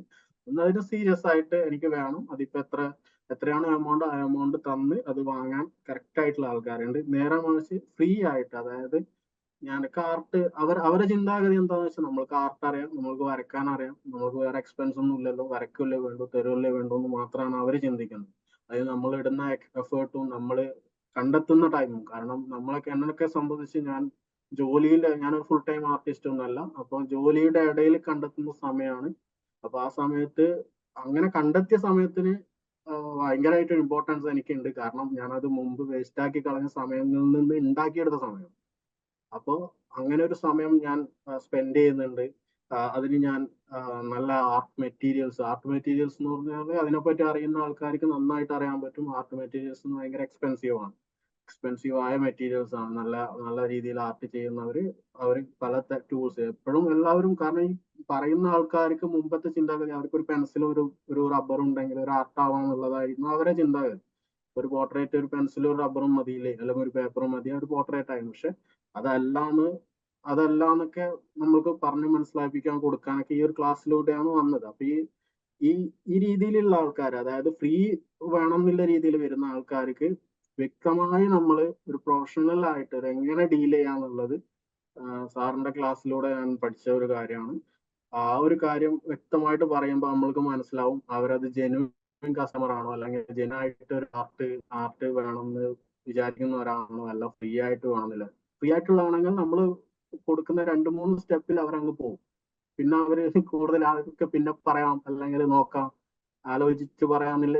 അപ്പൊ നമുക്ക് മനസ്സിലാവും ഇത് ഇങ്ങനെയാണ്, അവർക്ക് അതിന്റെ ആവശ്യമില്ല, നമ്മളിൽ നിന്ന് കിട്ടിയാ കിട്ടി പോയാ പോയി എന്നുള്ള രീതിയിൽ വരുന്ന ആൾക്കാരാണ്, നമുക്ക് വ്യക്തമായിട്ട് അപ്പൊ മനസ്സിലാവും. അതൊക്കെ മുമ്പ് എനിക്ക് ഇതൊന്നും മനസ്സിലാവില്ലായിരുന്നു. മുമ്പ് ഞാൻ ചെയ്തു കൊടുത്തിട്ട് ഒരു എത്രയാ വേണ്ടതെന്ന് ചോദിച്ചിട്ട് എമൗണ്ട് പറയുമ്പോൾ ഇത്രയൊക്കെ ആയോ, ഇത്രയൊക്കെ വേണോ എന്നുള്ള രീതിയിൽ എന്നോട് പറയുന്നത്. അപ്പം എനിക്ക് തന്നെ ഒരു പോയോ, ഞാൻ കൂട്ടിപ്പോയോ, ഞാൻ പറഞ്ഞ പൈസ കൂടിയോ, ഇതെന്താ ഇങ്ങനെ എന്നൊക്കെ ഞാൻ ചിന്തിച്ചിട്ടുണ്ടായിരുന്നു മുമ്പിലത്തെ ആർട്ട് വർക്ക് ചെയ്തപ്പോൾ. കാരണം മുമ്പ് ഞാൻ ആർട്ട് വർക്ക് ചെയ്ത് ഫ്രെയിം ചെയ്തിട്ടൊക്കെ കൊടുത്തപ്പോൾ ആ ഫ്രെയിമിന്റെ പൈസ പോലും എനിക്ക് കിട്ടാതെ ആർട്ട് വർക്ക് ഒക്കെ ഉണ്ട്. ആർട്ട് വർക്ക് എന്ന് വെച്ചാൽ ഞാൻ പോർട്രേറ്റ് മാത്രമല്ലായിരുന്നു, ഞാൻ ഈ സീനറിയും കാര്യങ്ങളൊക്കെ വരച്ചിട്ട് ഫ്രെയിം ചെയ്തിട്ട് കൊടുത്തിട്ടുണ്ടായിരുന്നു. അപ്പോൾ അങ്ങനെയൊക്കെ കൊടുക്കുമ്പോൾ ആ ഫ്രെയിം, ഞാൻ കൊടുക്കുന്ന ഫ്രെയിം നല്ല എക്സ്പെൻസ്, കാരണം ഞാൻ ഇത്ര ടൈം എടുത്ത് സ്പെൻഡ് ചെയ്തല്ലേ, നല്ല എക്സ്പെൻസീവ് ആയിട്ടുള്ള ഫ്രെയിംസ് ഒക്കെ ഇട്ടിട്ട് കൊടുത്തു. പക്ഷെ ഇതൊന്നും ഞാൻ കസ്റ്റമറോട് സംസാരിച്ചിട്ടുണ്ടായില്ല. അവരെ കുറ്റം പറഞ്ഞിട്ട് കാര്യമില്ല. കസ്റ്റമറോട് ഞാൻ ഇതൊന്നും സംസാരിച്ചില്ല. ഞാൻ ചിന്തിച്ചത് ഞാൻ ചെയ്ത വർക്ക് അവർക്ക് നല്ല രീതിയാണോ, അവര് പൈസ തരുന്നുണ്ടെങ്കിൽ കാരണം ഒന്നാമത് ഞാൻ പൈസ പറഞ്ഞിട്ടില്ല, അവര് തരുന്ന ഒരു പൈസയാണ്. അപ്പൊ ഞാൻ വർക്ക് എടുത്തിട്ട് നല്ല രീതിയിൽ തന്നെ വരച്ചു, നല്ല ഫ്രെയിം ഇട്ടു, അത് നല്ല ക്വാളിറ്റി ഫ്രെയിം, അതായത് ഗ്ലാസ് ലെയേഴ്സ്, അതായത് റിഫ്ലക്ഷൻ വരാത്ത രീതിയിലുള്ള ഗ്ലാസ്സുകളുണ്ട്, എക്സ്പെൻസീവ് ആണ്. അങ്ങനെയുള്ള ഗ്ലാസ്സുകൾ ഇട്ടു. നല്ല എന്താ പറയാ, നല്ല വുഡിന്റെ തന്നെ ഫ്രെയിം, അതേപോലത്തെ ഫേക്ക് വുഡ്സിന്റെ ഫ്രെയിംസ് ഉണ്ട്, ചെറിയ ചീപ്പ് റേറ്റിലുണ്ട്. പക്ഷെ ഞാൻ നല്ല എക്സ്പെൻസീവ് ആയിട്ടു. ഞാൻ വിചാരിക്കുന്നത് ആ ആർട്ട് നല്ല രീതിയിൽ നിൽക്കണം എന്ന് മാത്രമാണ്. പക്ഷെ അറ്റ് ദ എൻഡ് അവർ എനിക്കൊരു പൈസയും തന്നു. പക്ഷെ അത് ഈ ഒരു ഫ്രെയിം രണ്ട് രണ്ട് രണ്ട് പിക്ചർ ആയിരുന്നു. ആ ഒരു ഫ്രെയിമിന് ഉള്ള പൈസ പോലും എനിക്ക് അന്ന് ആയിട്ടില്ല, അത് എനിക്ക് കിട്ടിയിട്ടില്ല. അപ്പൊ എന്നെ സംബന്ധിച്ച് അതൊക്കെ നഷ്ടമാണ്. അതിൽ നിന്ന് ഓരോ തെറ്റുകൾ, ഓരോ മിസ്റ്റേക്ക് വരുമ്പോഴാണ് ഞാൻ ഓരോ കാര്യങ്ങൾ പഠിച്ചത്. നേരെ മറിച്ച് ആ സമയത്ത് ഇതൊക്കെ പറഞ്ഞു തരാൻ ഒരാൾ എൻ്റെ കൂടെ ഉണ്ടായിരുന്നെങ്കിൽ അതെനിക്ക് ഭയങ്കര ഹെൽപ്ഫുൾ ആവുമായിരുന്നു എന്ന് അന്നൊക്കെ ഞാൻ ചിന്തിച്ചിട്ടുണ്ടായിരുന്നു. പക്ഷെ ഇന്ന് എനിക്ക് ഇങ്ങനെയുണ്ട്, എനിക്ക് ഇങ്ങനെ വർക്ക് വന്നിട്ടുണ്ട്, ഇന്ന് എനിക്ക് എന്ത് ഡൗട്ട് ഉണ്ടെങ്കിലും ആർട്ടുമായിട്ട് ബന്ധപ്പെട്ട എല്ലാ ഡൗട്ടും എനിക്ക് ക്ലിയർ ചെയ്യാനുള്ള ഒരു കമ്മ്യൂണിറ്റി എനിക്കുണ്ട്. എന്തെങ്കിലും ഉണ്ടെങ്കിൽ സാറിനോട് ഡയറക്റ്റ് ചോദിക്കാം, ആർട്ട് ഗ്രൂപ്പിലുള്ള മെമ്പേഴ്സിനോട് ചോദിക്കാം.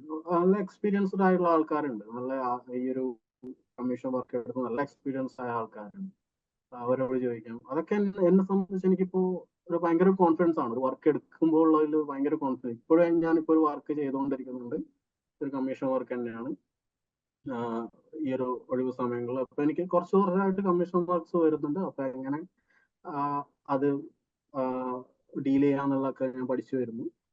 ഒരുപാട് നല്ല മാറ്റങ്ങൾ കമ്മീഷൻ വർക്കിന്റെ കാര്യത്തിൽ എനിക്ക് ഉണ്ടായിട്ടുണ്ട്. അതിലൊരു ഇമ്പോർട്ടൻ്റ് പോയിന്റ് ഉണ്ട്. ആർട്ട് എന്ന് പറയുന്ന ആർട്ട് ഒരു കരിയറാക്കി മാറ്റുന്ന സമയത്ത് പ്രഡിക്റ്റബിൾ അല്ല. പല ഔട്ട്കംസ് നമ്മൾ ചെയ്യുന്നതിനനുസരിച്ച് ചിലപ്പോൾ ഒരുപാട് മിസ്റ്റേക്കുകൾ വരും, ഒരുപാട് പൈസ നഷ്ടപ്പെടും, ഒരുപാട് സമയം നഷ്ടപ്പെടും. തെറ്റ് പറ്റി തിരുത്തിയിട്ടാണ് നമ്മൾ പലപ്പോഴും പഠിക്കുന്നത്. കാരണം ഇതിനു മുമ്പ് ചെയ്തവരുടെ എക്സ്പീരിയൻസ് ആരും ഷെയർ ചെയ്യുന്നില്ല. നമുക്ക് ഒരു പ്രോപ്പർ മെൻറ്റർ എന്നുള്ള പരിപാടി ആർട്ടിൽ പലപ്പോഴും നോർമലി പറയുന്ന ആർട്ട് സ്റ്റുഡൻസിന് കിട്ടാറില്ല. അപ്പം അഭിലാഷ് എടുത്തൊരു ഡിസിഷൻ, ഈ വർഷം സ്റ്റാർട്ടിങ്ങിൽ എടുത്തൊരു ഡിസിഷൻ ഉണ്ട്. എന്താണ്? ഡയമണ്ട് മെമ്പർഷിപ്പിലോട്ട് ജോയിൻ ചെയ്യുക. നമ്മുടെ കമ്മ്യൂണിറ്റിയുടെ അകത്തെ ഏറ്റവും ടോപ്പിൽ നിൽക്കുന്ന ഒരു പ്രീമിയം ആയിട്ടുള്ള ഒരു സർവീസാണ് ഡയമണ്ട് മെമ്പർഷിപ്പ്, അഥവാ 1 ഇയർ മെൻറ്റർഷിപ്പ് എന്ന് പറയുന്ന ഒരു കാര്യം. അപ്പോൾ അതിലോട്ട് ഇപ്പോൾ അഭിലാഷ് പറയുന്ന സമയത്ത് എനിക്ക് കുറെ കൂടി റിലേറ്റ് ചെയ്യാൻ പറ്റുന്നു, എന്തുകൊണ്ടാണ് അതിലോട്ട് വന്നത് എന്നുള്ള കാര്യങ്ങൾ മനസ്സിലാക്കാൻ പറ്റുന്നുണ്ട്. പക്ഷെ പുറമെ നിൽക്കുന്ന ഒരുപാട് സ്റ്റുഡൻസിന് ഇതിൻ്റെ അകത്ത് ഡയമണ്ട് മെമ്പർഷിപ്പ് കുറച്ച് പേരിലുള്ളൂ, ഇതിൻ്റെ അകത്ത് എന്താ നടക്കുന്നതെന്ന് അറിയില്ല. എനിക്കറിയാം ഒരുപാട് പേർക്ക് ഇതിൻ്റെ അകത്ത് വരാനായിട്ട് താല്പര്യമുണ്ട്. ഒരുപാട് പേരുടെ കയ്യിൽ ആ എമൗണ്ട് എടുക്കാൻ അവരുടെ അക്കൗണ്ടിലേക്ക് എടുപ്പുമുണ്ട്. പക്ഷെ പലരുടെയും ഈ ഒരു നോൺ ആക്ഷൻ ടേക്കിംഗ് ബിഹേവിയർ എന്ന് പറയും, അല്ലെങ്കിൽ ഒരു ആക്ഷൻ എടുക്കാനുള്ള പേടി. കാരണം ആർട്ടിൽ പല പല ആക്ഷൻ എടുത്ത് ഫെയിലറായി വന്ന് നിൽക്കുന്നവരായിരിക്കും. ഇപ്പം ഈ ഒരു ആക്ഷൻ എടുത്തു കഴിഞ്ഞാൽ അവരും അതേപോലെ തന്നെ ഫെയിലിയർ ആവുമെന്ന് പേടിച്ചിട്ടായിരിക്കും പലരും ഇതിൻ്റെ അകത്ത് ജോയിൻ ചെയ്യാതെ വിട്ടിട്ടുണ്ടായിരിക്കുക. അപ്പോൾ അഭിലാഷ് ഇപ്പോൾ കുറച്ച് നാളായല്ലോ, കുറച്ച് ക്ലാസ്സുകൾ കഴിഞ്ഞ് നമ്മുടെ സ്റ്റാർട്ടിംഗ് ആണ്, എന്നിരുന്നാൽ കൂടി ആ ഒരു പാറ്റേൺ ഒക്കെ മനസ്സിലായിട്ടുണ്ടാവും. ഓൾറെഡി ഒരു ഒരു ഒരു ഒരു ക്ലോസ്ഡ് ആയിട്ടുള്ള മെമ്പർഷിപ്പ് കമ്മ്യൂണിറ്റി നമുക്കുണ്ട്, ഡയമണ്ട് മെമ്പേഴ്സിൻ്റെ മാത്രം ഒരു കമ്മ്യൂണിറ്റി ഉണ്ട്. അപ്പം അതിൻ്റെ അകത്തൂടെ പോകുമ്പോൾ നോർമലി നമ്മുടെ ആ ഒരു ലെവൽ 1 അല്ലെങ്കിൽ സിൽവർ മെമ്പർഷിപ്പിൽ കിട്ടാത്ത എന്ത് ഡിഫറൻസ് ആണ് ഇവിടെ ഞാനുമായിട്ട് ഡയറക്റ്റ്ലി കമ്മ്യൂണിക്കേറ്റ് ചെയ്യുന്ന സമയത്ത്, അല്ലെങ്കിൽ നമ്മൾ ഒരുമിച്ച് എല്ലാ സാറ്റർഡേയ്സ് ഇരിക്കുന്നു, സെപ്പറേറ്റ് വാട്സപ്പ് ഗ്രൂപ്പിൽ ഒരുപാട് ആക്ടിവിറ്റീസ് ചെയ്യുന്നു, അതൊക്കെ ചെയ്യുന്ന സമയത്ത് എന്ത് ഡിഫറൻസ് ആണ് ഇതിൻ്റെ അകത്ത്, ഡയമണ്ട് മെമ്പർഷിപ്പിൻ്റെ അകത്ത് അഭിലാഷിന് തോന്നുന്നത്? ഡയമണ്ട് മെമ്പർഷിപ്പിലേക്ക് ഞാൻ വന്നത് തന്നെ എന്താ പറയാ, ഒരുപാട് പ്രാവശ്യം ചിന്തിച്ചിട്ടുണ്ട്. അതിലേക്ക് ഞാൻ വന്നപ്പോൾ ഞാൻ ഒരുപാട് പ്രാവശ്യം ചിന്തിച്ചിട്ടുണ്ട്. ഞാൻ പക്ഷെ ആ ചിന്തിച്ചത് ഞാൻ കൂടുതൽ പേരുമായിട്ട് ഡിസ്കസ് ചെയ്തിട്ട്. കാരണം വേറെ ഒന്നുമല്ല, ഞാൻ ഇപ്പൊ വൈഫ് അങ്ങനെയുള്ള കുറച്ച് പേരെന്ന് വെച്ചാൽ കുറച്ച് പേരില്ല ആക്ച്വലി. അത് 2 പേര്, ഞാനും അവളും മാത്രം നല്ല രീതിയിൽ മാത്രം എടുത്തത്. കാരണം ഞാനത് ചിലപ്പം കൂടുതൽ പേരിലോട് ചോദിച്ചിട്ടുണ്ടെങ്കിൽ ഞാൻ ആ ഡയമണ്ട് മെമ്പർഷിപ്പ് എടുക്കില്ലായിരുന്നു. കാരണം പക്ഷെ ഞാൻ ആർട്ട് കമ്മ്യൂണിറ്റിയിലുള്ള കുറച്ച് എനിക്ക് പേഴ്സണലി അറിയുന്ന കുറച്ച് പേര് എന്നോട് പറ്റുമെങ്കിൽ എടുത്തോന്ന് പറഞ്ഞവരുണ്ട്. അപ്പോൾ ഞാൻ ആ ഒരു തീരുമാനം എടുത്ത് ഞാൻ വന്നത് ഈ ഒരു മെമ്പർഷിപ്പ് എടുത്തിട്ട് ഈ മെമ്പർഷിപ്പിലേക്ക് കടന്നിട്ടുണ്ടായിരുന്നത്, എന്നെ സംബന്ധിച്ച് എനിക്കൊരു ലക്ഷ്യമുണ്ട്. പക്ഷെ ചില സാഹചര്യങ്ങൾ കൊണ്ട് അത് ഞാൻ മാറ്റിവെച്ച ഒരാളായിരുന്നു. എനിക്ക് ആ ലക്ഷ്യം, കാരണം ഞാനിപ്പം എന്റെ ലക്ഷ്യത്തിലൂടെയാണ് ഞാൻ പോകുന്നതെന്നൊന്നും ഞാൻ പറയുന്നത്, കാരണം എന്റെ ലക്ഷ്യത്തിലൂടെയല്ല. പക്ഷെ എനിക്ക് ചില സാഹചര്യങ്ങൾ കൊണ്ട് എന്റെ ലക്ഷ്യം ഞാൻ മാറ്റിവെച്ച ഒരാളായിരുന്നു. പക്ഷെ ഈ ഒരു മെമ്പർഷിപ്പ് ഞാൻ എടുക്കാൻ കാരണം സാറ് തരുന്ന ആ ഒരു മോട്ടിവേഷനും, നിങ്ങൾ എന്താണോ വിചാരിക്കുന്നത്, നിങ്ങൾ എന്താണോ ആഗ്രഹിക്കുന്നത്, വ്യക്തമായിട്ടുള്ള ഒരു പ്ലാനും കാര്യങ്ങളും നിങ്ങൾക്ക് ഇംപ്ലിമെന്റ് ചെയ്യാൻ പറ്റുമെങ്കിൽ ആ ഒരു ലക്ഷ്യത്തിലേക്ക് നിങ്ങൾ എത്തിച്ചേരും എന്നുള്ള ആ ഒരു മെസ്സേജ്, അത് തന്നെയാണ്, ആ ഒരു കാര്യം തന്നെയാണ് കാരണം ഞാൻ ഇൻവെസ്റ്റ് ചെയ്യുന്നുണ്ട്. ഇതിപ്പോ ഞാൻ ഈ ഒരു മെമ്പർഷിപ്പ് എടുത്തിട്ടുണ്ടെങ്കിൽ ഞാനത് എന്നിലേക്ക് ഇൻവെസ്റ്റ് ചെയ്തതാണ്. എന്നിലേക്ക് ഞാൻ ഇൻവെസ്റ്റ് ചെയ്യാന്ന് വെച്ചാൽ നല്ല ഡ്രസ്സ് വാങ്ങാം, ഫോൺ വാങ്ങാം, അങ്ങനെയൊക്കെ ആയിരുന്നു എന്നിലേക്കുള്ള ഇൻവെസ്റ്റ്മെന്റ്. അത് പക്ഷെ ഒരിക്കലും എൻ്റെ ഒരു ലക്ഷ്യങ്ങളിലേക്ക് എത്താൻ വേണ്ടിയിട്ടുള്ള ഒരു ഇൻവെസ്റ്റ്മെന്റ് അല്ല. എന്റെ ലക്ഷ്യങ്ങളിലേക്ക് എത്താൻ വേണ്ടിയിട്ട് ഞാൻ ഒന്നും ഇൻവെസ്റ്റ് ചെയ്തിട്ടില്ല. കാരണം ഞാൻ മറ്റുള്ള കാര്യങ്ങൾക്ക് വേണ്ടി ഞാൻ ഒരുപാട് എന്നല്ല, ഇപ്പം പറ്റൂലെങ്കിൽ പോലും അത് ആവശ്യമുള്ളതാണെങ്കിൽ ഞാൻ അത് ചെയ്യാറുണ്ട്. ഇപ്പൊ ഫാമിലിക്ക് വേണ്ടിയിട്ടായാലും ബാക്കി എല്ലാവരും. പക്ഷെ എനിക്ക് വേണ്ടിയിട്ട് ഞാനൊന്നും അങ്ങനെ ചെയ്തിട്ടില്ല. അതുകൊണ്ട് തന്നെ ഈ ഒരു കാര്യങ്ങൾ പറഞ്ഞപ്പോൾ ഞാൻ ഈ ഒരു ഏജ് വരെ ആയി, ഞാൻ എന്റെ ജീവിതത്തിൽ ഒരു പകുതി കാലം കടന്നുപോയി. ഈ ഇങ്ങനെ ഒരു ഇൻവെസ്റ്റ്മെന്റ് അല്ലെങ്കിൽ എനിക്ക് വേണ്ടിയിട്ട് ഞാൻ എന്തെങ്കിലും ചെയ്തിരുന്നു ചോദിച്ചാൽ ഒന്നും ചെയ്തിട്ടില്ല. എന്റെ ലക്ഷ്യങ്ങൾക്ക് ഞാൻ ഇമ്പോർട്ടൻസ് കൊടുത്തിരുന്നു ചോദിച്ചാൽ കൊടുത്തിട്ടുണ്ടായിരുന്നു. പക്ഷെ അത് എങ്ങനെയാണ് അത് ഞാൻ ആ ലക്ഷ്യത്തിലേക്ക് എത്തുക എന്നുള്ളതിനെ പറ്റിയിട്ടും ഒരു വ്യക്തമായിട്ടുള്ള ഒരു ഐഡിയോ കാര്യങ്ങളോ ഒന്നും എനിക്ക് ഉണ്ടായിരുന്നില്ല. പക്ഷെ ലക്ഷ്യം ഉണ്ടോന്ന് ചോദിച്ചാൽ ലക്ഷ്യമുണ്ട്, അതിലെത്തണമെന്നുള്ള ആഗ്രഹം ഉണ്ടോ ചോദിച്ചാൽ ആഗ്രഹമുണ്ട്. പക്ഷെ ഒരാള് നമ്മളിലേക്ക് ഇങ്ങനെ കൈപിടിക്കും, അങ്ങനെ എല്ലാവർക്കും പ്രതീക്ഷിക്കാനൊന്നും പറ്റില്ല. എങ്കിലും ഞാൻ പറയാണ്, ഒരു പുഷ്, അല്ലെങ്കിൽ നമുക്കൊരു പുഷ് വേണ്ട, ജീവിതത്തിൽ വേണ്ട ഒരു സ്ഥലങ്ങളുണ്ടാവും. ആ ഒരു പുഷ് ഉണ്ടെങ്കിൽ നമുക്ക് അതിലേക്ക് എത്തിച്ചേരാൻ പറ്റും. അതിപ്പോ ചിലപ്പോ നമ്മളെ കൂടെയുള്ള ഒരു കൂട്ടുകാരനാവും, അല്ലെങ്കിൽ നമ്മളെ കൂടുതൽ അറിയും, നമ്മളിപ്പോ സാറിനെ പോലെ ഒരു സാറാവും, അല്ലെങ്കിൽ വൈഫാവും, അമ്മയാവും, അച്ഛൻ ആരും ആവാം. പക്ഷെ ആ ഒരു പുഷിന് വേണ്ടിയിട്ടുള്ള ഒരു ടൈം ഉണ്ട്. എനിക്ക് എന്നെ സംബന്ധിച്ച് എനിക്ക് ഈ ഒരു മെമ്പർഷിപ്പിലേക്ക് ഞാൻ വന്നത്, എനിക്ക് അങ്ങനെ ഒരു സപ്പോർട്ട് കിട്ടും എന്നുള്ള വ്യക്തമായിട്ടുള്ള ഒരു ധാരണ കൊണ്ട് തന്നെ. കാരണം ഞാൻ വന്നിരിക്കുന്നത് എനിക്ക് അറിയാത്ത ഒരാളുടെ അടുത്തേക്കല്ല. ഞാൻ സാറിന്റെ കീഴിൽ മെമ്പർഷിപ്പ് എടുത്തിട്ടുണ്ടായിരുന്നു ഞാൻ അറിയാത്തവരെ. കാരണം സാറിന്റെ ഡെഡിക്കേഷനും സാർ എങ്ങനെ ഇവിടെ എത്തിയെന്നും ഏത് തരത്തിലൂടെ ഏതൊക്കെ മേഖലയിലൂടെ എന്ന് എഴുതിയിട്ട് എല്ലാ സ്ഥലങ്ങളിലും ജയിച്ചു വന്ന ഒരാളെന്നല്ല, സാർ തോൽവിയിലൂടെ ജയിച്ച് വന്നുകൊണ്ടിരിക്കുന്ന ഒരാളാണ്. ഒരുപാട് കാര്യങ്ങൾ അതുകൊണ്ട് തന്നെ ഭയങ്കര എക്സ്പീരിയൻസ് ആയ ഒരാളാണ്. അപ്പം സാറിന്റെ കൂടെ സാറിന്റെ ക്ലാസ്സുകളും വീക്കിലി മീറ്റിംഗ് സാറിനോട് സംസാരിച്ചിരിക്കുമ്പോൾ നമ്മൾ കിട്ടുന്ന ആ ഒരു കോൺഫിഡൻസ്, അത് ആ ഗ്രൂപ്പിലുള്ള എല്ലാവർക്കും അറിയാം. പക്ഷെ ആ ഒരു ഇതിൽ നിന്ന് നമ്മൾക്ക് സെപ്പറേറ്റ് ആയിട്ട് സാറിനോട് നമ്മളെ കാര്യങ്ങൾ പറയാനും സാറിന്റെ ഒരു മെന്റർഷിപ്പ് കിട്ടാനും അങ്ങനെ ഒരു അവസരം എന്ന് പറയുന്നത് ഒരു വലിയൊരു കാര്യമായിട്ടാണ് ഞാൻ കാണുന്നത്. കാരണം ആ ഒരു ടൈമില് നമ്മളെ ശരിയായി മനസ്സിലാക്കി നമ്മൾ ശരിയായി ഗൈഡ് ചെയ്യാനുള്ള ഒരാള് നമ്മളെ കൂടെ ഉള്ളത് പോലെ, അത് മുമ്പേ കുറച്ചും കൂടി മുമ്പേ ഉണ്ടായിരുന്നെങ്കിൽ ഞാൻ ചിലപ്പോൾ വേറൊരു തരത്തിലേക്ക് ഞാൻ എത്തിയിട്ടുണ്ടാവും എന്ന് ഞാൻ വിശ്വസിക്കുന്നു. കാരണം ആ ഒരു ഗ്രൂപ്പിൽ എന്ന് വെച്ചാൽ നമ്മൾ എന്താണ് നമ്മൾ ഇതുവരെയുള്ളത് വെച്ച് നോക്കുകയാണെങ്കിൽ നമ്മളിൽ ഒഴിവാക്കപ്പെടേണ്ട ഒരുപാട് കാര്യങ്ങളുണ്ട് നമ്മൾക്ക് ലക്ഷ്യത്തിലേക്ക് എത്തുന്നതിന് മുമ്പ്. അപ്പോൾ അങ്ങനെയുള്ള കാര്യങ്ങൾ എന്താണെന്ന് വൺ ബൈ വൺ ആയിട്ട് നമ്മൾ ഒഴിവാക്കുന്നത് എങ്ങനെയാണെന്ന്. കാരണം നമുക്കറിയാം, നമുക്കൊരു നെഗറ്റീവ് ചിന്താഗതി ഉണ്ടെങ്കിൽ നമ്മൾ ഒരു ലക്ഷ്യത്തിലേക്ക് എത്തൂല എന്ന് എല്ലാവർക്കും അറിയാം. പക്ഷെ അതിനൊരു മെത്തേഡ് ഉണ്ട്, എങ്ങനെ നമ്മൾ നെഗറ്റീവ് ചിന്താഗതി ഒഴിവാക്കാന്നുള്ള ഒരു മെത്തേഡ് ഉണ്ട്. അങ്ങനെയുള്ള കാര്യങ്ങളൊക്കെ നമ്മൾ ഈ ഒരു ഗ്രൂപ്പിലൂടെ ഡിസ്കസ് ചെയ്യുമ്പോഴും അത് ഇംപ്ലിമെന്റ് ചെയ്യുമ്പോഴും ഒരുപാട് ഒരുപാട് മാറ്റങ്ങൾ ലൈഫിൽ ചിലപ്പം എന്താ പറയാ, ഈവൻ എന്റെ പെരുമാറ്റത്തിൽ പോലും നല്ലൊരു മാറ്റങ്ങൾ വന്നുകൊണ്ടിരിക്കുന്നുണ്ട്. കംപ്ലീറ്റ് ആയിട്ട് വന്നു എന്നല്ല, കാരണം ചേർന്നിട്ട് ഇപ്പൊ ഇത്രേ ഉള്ളൂ. പക്ഷെ ഇത്ര കുറച്ചൊരു മീറ്റിങ്ങിലൂടെ തന്നെ എനിക്ക് റിഫ്ലക്ട് ചെയ്യുന്നുണ്ട്, എന്റെ കൂടെ ഉള്ളവർക്ക് അത് റിഫ്ലക്ട് ആവുന്നു. അത് വലിയൊരു കാര്യമാണ്. കാരണം എന്റെ കൂടെ ഉള്ളവര് ഇങ്ങനെയൊക്കെ മാറ്റങ്ങൾ ഉണ്ടല്ലോ, ഇതെന്താ മുമ്പ് ഇങ്ങനെ ഒന്നും ആയിരുന്നില്ലല്ലോ, ഇപ്പൊ ഇങ്ങനെ ആയല്ലോ, അങ്ങനെയുള്ളതൊക്കെ എനിക്ക് ഇപ്പൊ വരുന്നുണ്ട്. വൈഫിന്റെ എക്സ്പീരിയൻസ് ഒന്ന് ഷെയർ ചെയ്തു. വൈഫ് പറഞ്ഞ വൈഫിന്റെ ഒരു എക്സ്പീരിയൻസ് ഉണ്ട്. കാരണം നമ്മളങ്ങനെ വലിയ അടിയാവുന്ന അങ്ങനെ കൂട്ടത്തിലൊന്നല്ല, എങ്കിലും ചില അങ്ങോട്ടും ഇങ്ങോട്ടുള്ള മിസ്അണ്ടർസ്റ്റാൻഡിങ്ങിൽ ചില കാര്യങ്ങൾ അങ്ങോട്ടും ഇങ്ങോട്ടൊക്കെ പറയും. ചിലപ്പോ എന്റെ വർക്ക് പ്രഷറും കാര്യങ്ങളൊക്കെ കൊണ്ടായിരിക്കും. കാരണം ഞാൻ വർക്കിന്റെ അടുത്ത് വെച്ചിട്ട് വിടുന്ന വർക്കിന്റെ പ്രഷർ അവിടെ വെച്ചിട്ട് വിടുന്ന ഒരാളായിരുന്നില്ല. അത് കൂടെ വരും, റൂമിലിരിക്കും, അതേ പ്രഷറിലിരിക്കും, തിരിച്ചു വീണ്ടും പോകും, അങ്ങനെ ഒരാളാണ്. അപ്പൊ അതിന്റെ ഇടയിൽ സംസാരിക്കുമ്പോ ഒക്കെ ചെറിയ ചെറിയ കാര്യങ്ങൾ, ഇതെന്തിനാ ഈ ചെറിയൊരു കാര്യം, പക്ഷെ അവരെ സംബന്ധിച്ച് അത് ഇമ്പോർട്ടന്റ് ആണ്.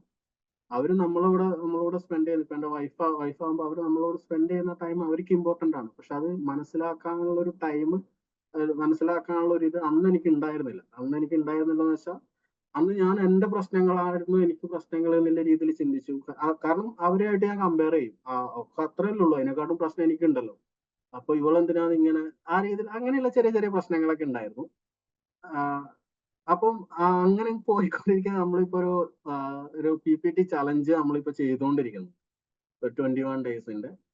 അപ്പൊ ആ ഒരു ചലഞ്ചിലാണ് എനിക്കൊരു വലിയൊരു വ്യത്യാസം എനിക്ക് തോന്നിയിട്ടുള്ളത്. കാരണം എന്റെ നെഗറ്റീവ് ചിന്താഗതികളൊക്കെ ഒരുപാട് മാറിപ്പോയിട്ടുണ്ട്.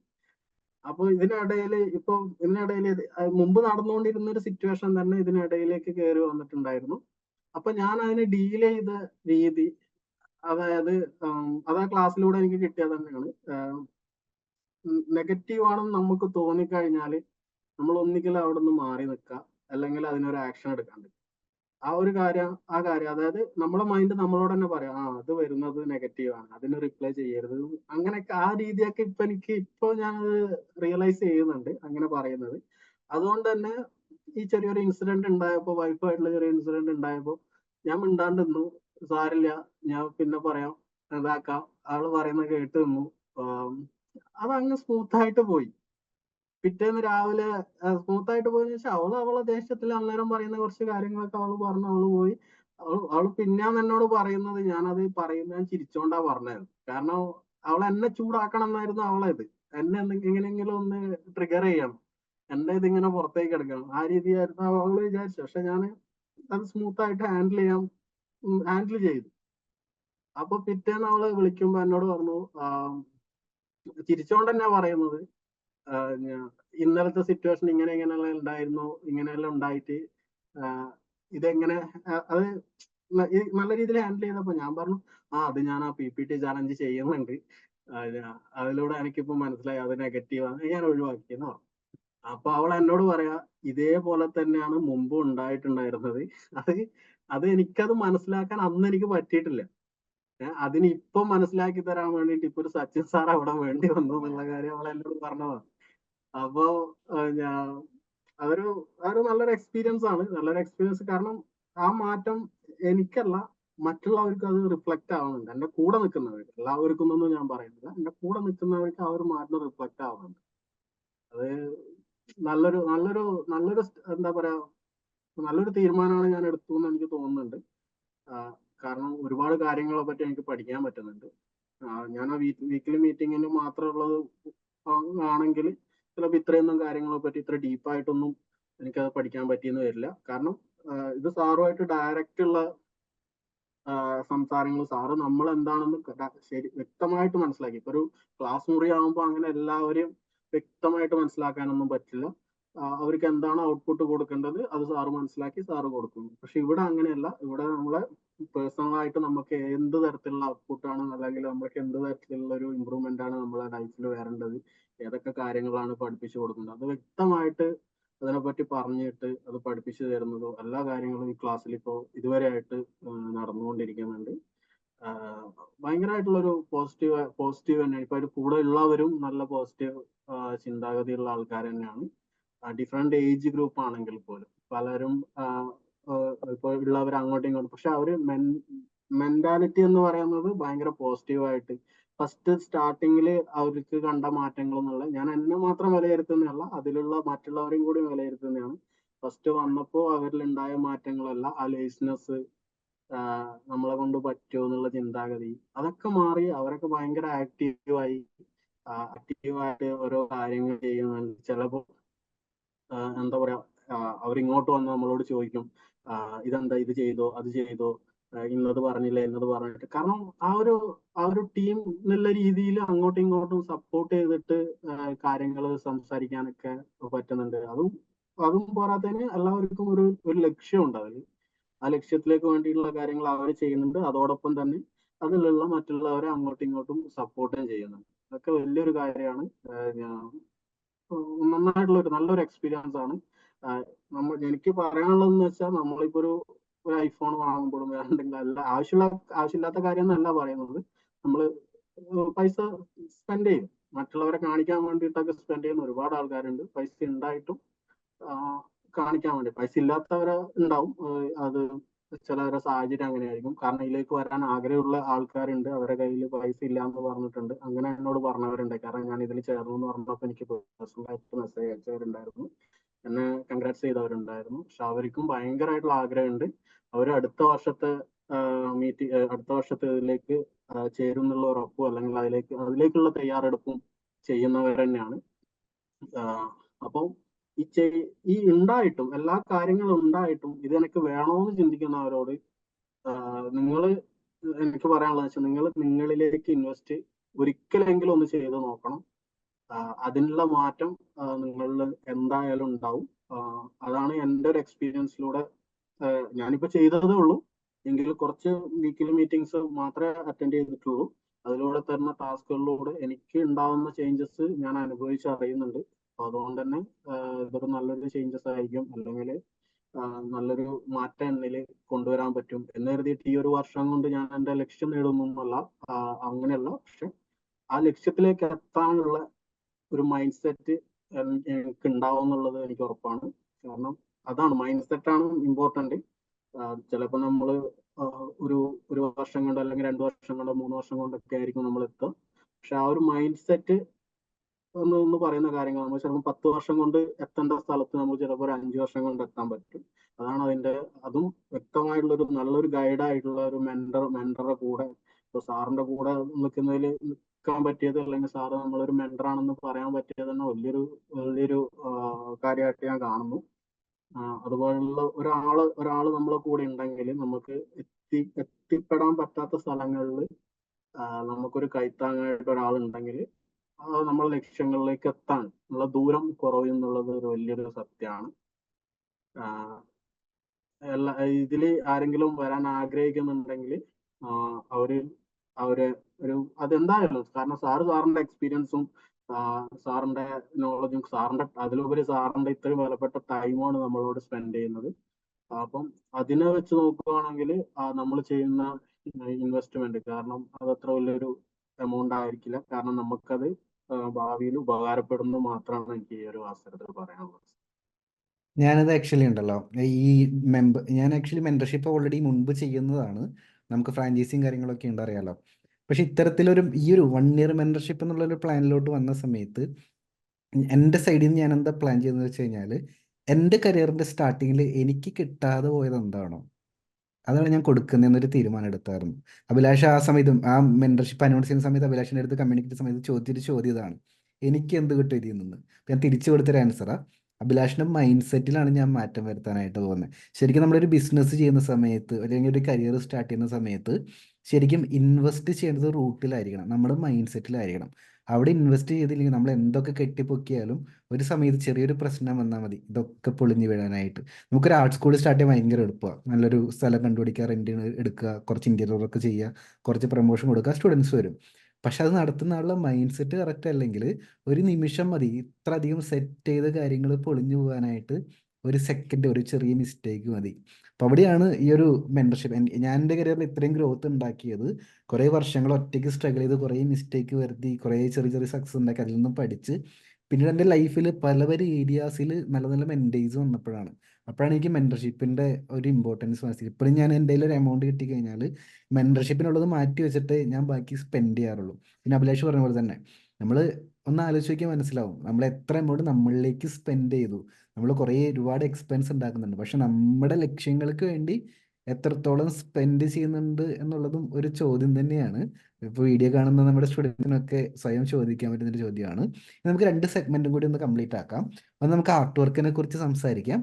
അതിനുശേഷം അഭിലാഷിന്റെ എക്സ്ട്രാ ഡൗട്ട് ഉണ്ടെങ്കിൽ അത് നമുക്ക് ക്ലിയർ ചെയ്യാം. അപ്പം ഞാൻ എന്തായാലും സ്ക്രീൻ ഒന്ന് ഷെയർ ചെയ്തിട്ട് ആർട്ട് വർക്ക്സ് ടോട്ടലി നോക്കാം. ഞാൻ പറഞ്ഞ പോലെ തന്നെ കോഴ്സിലോട്ട് വരും മുമ്പ് ഓൾറെഡി വരയ്ക്കുന്ന ഒരാളാണ്. അപ്പോൾ ചിത്രങ്ങൾ കാണുമ്പോൾ മനസ്സിലാവുന്നത് പെയിന്റിങ് നല്ല രീതിയിൽ ചെയ്യുന്നുണ്ട്. പക്ഷേ ഞാൻ മനസ്സിലാക്കിയ പ്രധാനപ്പെട്ട ഒരു വ്യത്യാസം, കോഴ്സിലോട്ട് വന്നതിന് ശേഷം ഒരുപാട് പ്രാക്ടീസ് ചെയ്യാനായിട്ട് സ്റ്റാർട്ട് ചെയ്തു. അതായത് ഒരു കോൺഫിഡൻറ്റ് ആയിട്ടുള്ള ഒരു ആർട്ടിസ്റ്റും കോൺഫിഡൻസ് ഇല്ലാതെ ചിത്രം മാത്രം വരയ്ക്കുന്ന ഒരു ആർട്ടിസ്റ്റും രണ്ടുപേരുടെ ലൈഫ് ഡിഫറെൻ്റ് ആയിരിക്കും. രണ്ടുപേർക്കും 2 തരത്തിലാണ് സക്സസ് വരുന്നുണ്ടായിരിക്കും. കോൺഫിഡൻ്റ് ആയിട്ടുള്ള ആർട്ടിസ്റ്റിന് കുറെ കൂടി ലൈഫിൽ സക്സസ് ക്രിയേറ്റ് ചെയ്യാൻ പറ്റും. എങ്ങനെയാണ് ഈ കോൺഫിഡൻസ് കിട്ടുന്നത്?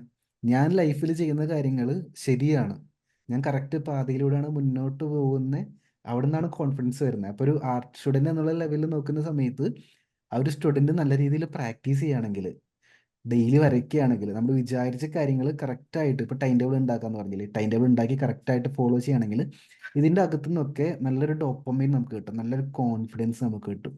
ഇത് ഒരു കമ്മീഷൻ വർക്ക് എടുക്കുന്ന സമയത്ത് ക്ലൈൻ്റ് അടുത്ത് നമുക്ക് ഓപ്പൺ ആയിട്ട് കറക്റ്റായിട്ട് സംസാരിക്കാൻ പറ്റും. കമ്മീഷൻ വർക്ക് മാത്രമല്ല, ആർട്ടിൽ എന്ത് കരിയർ സ്റ്റാർട്ട് ചെയ്യുകയാണെങ്കിലും ഈ ചെറിയ ചെറിയ ആക്ഷൻസ് ആണ് നമുക്ക് കോൺഫിഡൻസ് തരുന്നത്. അപ്പോൾ ഞാൻ മനസ്സിലാക്കുന്നത് ഒരു ചലഞ്ച് കണ്ടിന്യൂ ചെയ്തുകൊണ്ടിരിക്കുകയാണല്ലേ സ്കെച്ച് ബുക്ക് ഡ്രോയിങ്ങിൻ്റെ. ഇപ്പം എത്ര എണ്ണമായി? സ്കെച്ച് ബുക്കിൽ ഇപ്പം 63 ഉം. നന്നായി. സ്കെച്ച് ബുക്കിൽ മറ്റു ചിത്രങ്ങളുണ്ട്, വരയ്ക്കാറുണ്ട്. എൻ്റെ അടുത്ത് ഇപ്പോൾ A5ഉം A6ഉം പിന്നെ A4ഉം A3ഉം ബുക്സ് ഉണ്ട്. അപ്പൊ മറ്റു ബുക്കുകൾ വരയ്ക്കുന്നത് ഞാൻ ആ രീതിയിൽ കൗണ്ട് ചെയ്യാറില്ല. ആ ഒരു സ്കെച്ച് ബുക്കിൽ ഡെയിലി വരയ്ക്കുന്ന കാര്യങ്ങളാണ് ഞാൻ കൂടുതലും കൗണ്ട് ചെയ്യുന്നത്. അതിലിപ്പോ ഒരു 63ാമത്തെ പിക്ചർ വരെ ഞാൻ ഇന്ന് വരച്ചിട്ടുണ്ട്. Yes. അതിൽ എനിക്കിപ്പോ തോന്നിയത്, ഞാനൊരു ഡെയിലി ഒരു മോർണിംഗ് വിഷസ് എന്നുള്ള രീതിയിൽ ഞാനൊരു ഒരു ചിത്രം, എന്താ പറയാ, ഒരു ടാസ്ക് പോലെ ഞാൻ എടുത്ത് തുടങ്ങിയിട്ടുണ്ടായിരുന്നു. അതൊക്കെ ഈ ഒരു ഗ്രൂപ്പിൽ നിന്ന് കിട്ടിയ ഒരു മോട്ടിവേഷൻ തന്നെയാണ്. ഗ്രൂപ്പിൽ പലരും ഡെയിലി ഒരു ചിത്രം എന്നുള്ള രീതിയിൽ ഇടുന്ന പലരും ഉണ്ട്. അപ്പം എനിക്ക് മുമ്പേ തോന്നിയ ഒരു കാര്യമായിരുന്നു എനിക്ക് കുറെ വിഷസ് ആയിട്ടുള്ള മെസ്സേജുകൾ രാവിലെ വരാറുണ്ട്.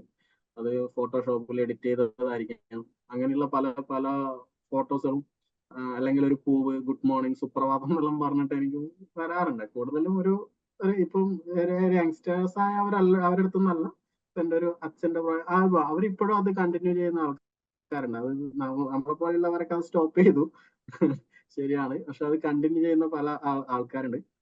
അപ്പോ ഞാനിത് ചിന്തിച്ചിട്ടുണ്ട്, ഞാൻ എന്തുകൊണ്ട് എനിക്ക് ഡെയിലി ഒന്ന് വരച്ച് ഒരു ഗുഡ് മോർണിംഗ് വിഷസ് എന്നുള്ള രീതിയിൽ ചെയ്തുകൂടാ എന്ന് ഞാൻ ചിന്തിച്ചിട്ടുണ്ടായിരുന്നു.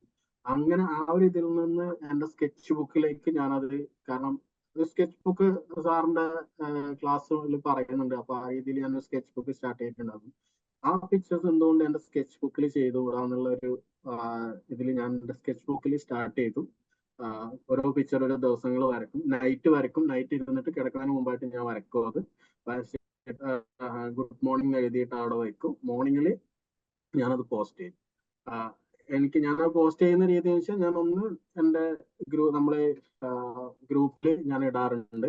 അതായത് നമ്മളെ ആർട്ടിസ്റ്റ് വെൽനസ് ഗ്രൂപ്പിൽ ഞാൻ പോസ്റ്റ് ചെയ്യും, ഗുഡ് മോർണിംഗ് എന്ന് പറഞ്ഞിട്ട്. അവിടെ എല്ലാവരും വിഷ് ചെയ്തതിനു ശേഷം ഞാൻ എൻ്റെ വാട്സപ്പിൽ ഞാനൊരു ബ്രോഡ്കാസ്റ്റ് പോലെ തുടങ്ങിയിട്ടുണ്ട്. അതായത് അതിൽ കൂടുതൽ ആൾക്കാരെ ജോയിൻ ചെയ്ത്, അപ്പൊ അവർക്ക് കിട്ടുന്ന മെസ്സേജ് എല്ലാം സിംഗിൾ, അവർക്ക് സെപ്പറേറ്റ് ആയിരിക്കും മെസ്സേജ് കിട്ടും. അങ്ങനെ ഒരു 10-80 പേർക്ക് ഒരു മോർണിംഗ് വിഷസ് എന്നുള്ള രീതിയിൽ ഞാൻ ഇപ്പൊ അയച്ചുകൊണ്ടിരിക്കുന്നുണ്ട്. ഇപ്പൊ കുറച്ച് നാളായി എൻ്റെ കയ്യിൽ ഇപ്പൊ ഉണ്ട് ഒരു കെട്ട് ഇപ്പം പിക്ചറുകൾ മോർണിംഗ് വിഷസിന്റെ മാത്രമായിട്ടുണ്ട്. ഞാൻ എൻ്റെ ഒരു ആഗ്രഹം എന്ന് വെച്ചാൽ, അത് വെച്ച ഒരു ചെറിയ ഫ്രെയിംസിൽ എൻ്റെ ബാക്ക് ഹോമിൽ എൻ്റെ വീട്ടിൽ ഒരു വലിയൊരു വാളില് ചെയ്യണമെന്ന് ഞാൻ വിചാരിക്കുന്നുണ്ട്. കാരണം അത് മോർണിംഗ് വിഷസ് തന്നെ ആക്കാനുള്ള ഒരു കാരണം എന്നിൽ തന്നെ ഞാൻ കണ്ടെത്തിയെന്ന് വെച്ചാൽ, എനിക്കൊരു ലേസ്നെസ് വരാൻ പാടില്ല. കാരണം ഡെയിലി ഒന്നെന്ന് പറയുമ്പോൾ നമുക്ക് ഇത് മോർണിംഗ് ഇട്ടിട്ടില്ലെങ്കിലും വൈകുന്നേരം ഇടാം, അല്ലെങ്കിൽ ഉച്ചയ്ക്ക് ഇടാം, അങ്ങനെ ഒരു ചിന്താഗതി വരും. അപ്പൊ അതുകൊണ്ടാണ് ഞാൻ ഈ ഒരു മോർണിംഗ് തന്നെ ചെയ്തത്. കാരണം അതിനൊരു ടൈം പീരീഡ് ഉണ്ട്. ആ ടൈം പീരീഡിൽ തീർക്കാം, അല്ലെങ്കിൽ തീർക്കണം. അത് ഞാൻ അന്ന് ചെയ്യണം. കാരണം ഇന്ന് ഞാൻ ഇട്ടിട്ടുണ്ടെങ്കിൽ നാളെ അത് കുറച്ച് ലേറ്റ് ആകുമ്പോൾ പോലും എന്നോട് എവിടെ മോർണിംഗ് വിഷസ് എന്ന് ചോദിച്ചിട്ട് ഇപ്പം ഒരുപാട് ആൾക്കാർ എനിക്ക് മെസ്സേജ് അയക്കാറുണ്ട്. അങ്ങനെയൊക്കെ കാണുമ്പോൾ ഒരുപാട് സന്തോഷം. അത് എൻ്റെ ആർട്ടിൽ ഒരുപാട് മാറ്റങ്ങൾ കൊണ്ടുവരും. കാരണം നമ്മളെ കൈ കൂടുതലും വഴങ്ങാനും, എന്താ പറയാ, ആ ഒരു സ്മൂത്ത്നെസ് കിട്ടാനൊക്കെ ഇതന്നെ ഈ ഒരു മോർണിംഗിൽ വരയ്ക്കുന്ന ഈ പിക്ചേഴ്സ് എനിക്ക് ഒരുപാട് ഹെൽപ്പ് ചെയ്തിട്ടുണ്ട്. അതിൽ ഞാൻ കുറച്ച് ഇൻപുട്ട് തരാം കേട്ടോ. ഇപ്പോൾ പറഞ്ഞതിൽ നിന്നും എനിക്ക് കുറച്ച് ഐഡിയാസ് വന്നിട്ടുണ്ട്. ചെയ്യാൻ പറ്റുന്ന കുറച്ച് കാര്യങ്ങളാണ്. ഒന്നാമത്തെ കാര്യം, ഞാനത് സൈൻ ശ്രദ്ധിച്ചു. സൈൻ ഇപ്പോൾ നമ്മുടെ ഇൻസ്റ്റാഗ്രാം പേജിലോട്ടാണ് വരുന്നത്. നല്ലൊരു സ്ട്രാറ്റജിയാണത്. കാരണം നമ്മളിപ്പോൾ ഗുഡ് മോർണിംഗ് മെസ്സേജ് അയക്കുന്ന സമയത്ത് ഈ ഫോട്ടോ തന്നെ പലരും ഫോർവേഡ് ചെയ്യും. നമ്മുടെ ഡ്രോയിങ് ആണ് ഫോർവേഡ് ചെയ്ത് പോകുന്നത്. അതിൻ്റെ താഴെ നമ്മുടെ ആ ഒരു സൈനിലൂടെ നമ്മുടെ ഇൻസ്റ്റാഗ്രാം പേജിലോട്ട് വരാനുള്ള ചാൻസസും കൂടുതലാണ്. അത് നമുക്കൊന്ന് കുറച്ചൊന്ന് ഇംപ്രൂവൈസ് ചെയ്യാൻ പറ്റും. ഞാനൊരു സാധനം കാണിച്ചു തരാം. ലിങ്ക് ട്രീ എന്ന് പറഞ്ഞിട്ട്, ഇത് കേട്ടിട്ടുണ്ടോ ലിങ്ക് ട്രീനെ കുറിച്ച്? ഇല്ല.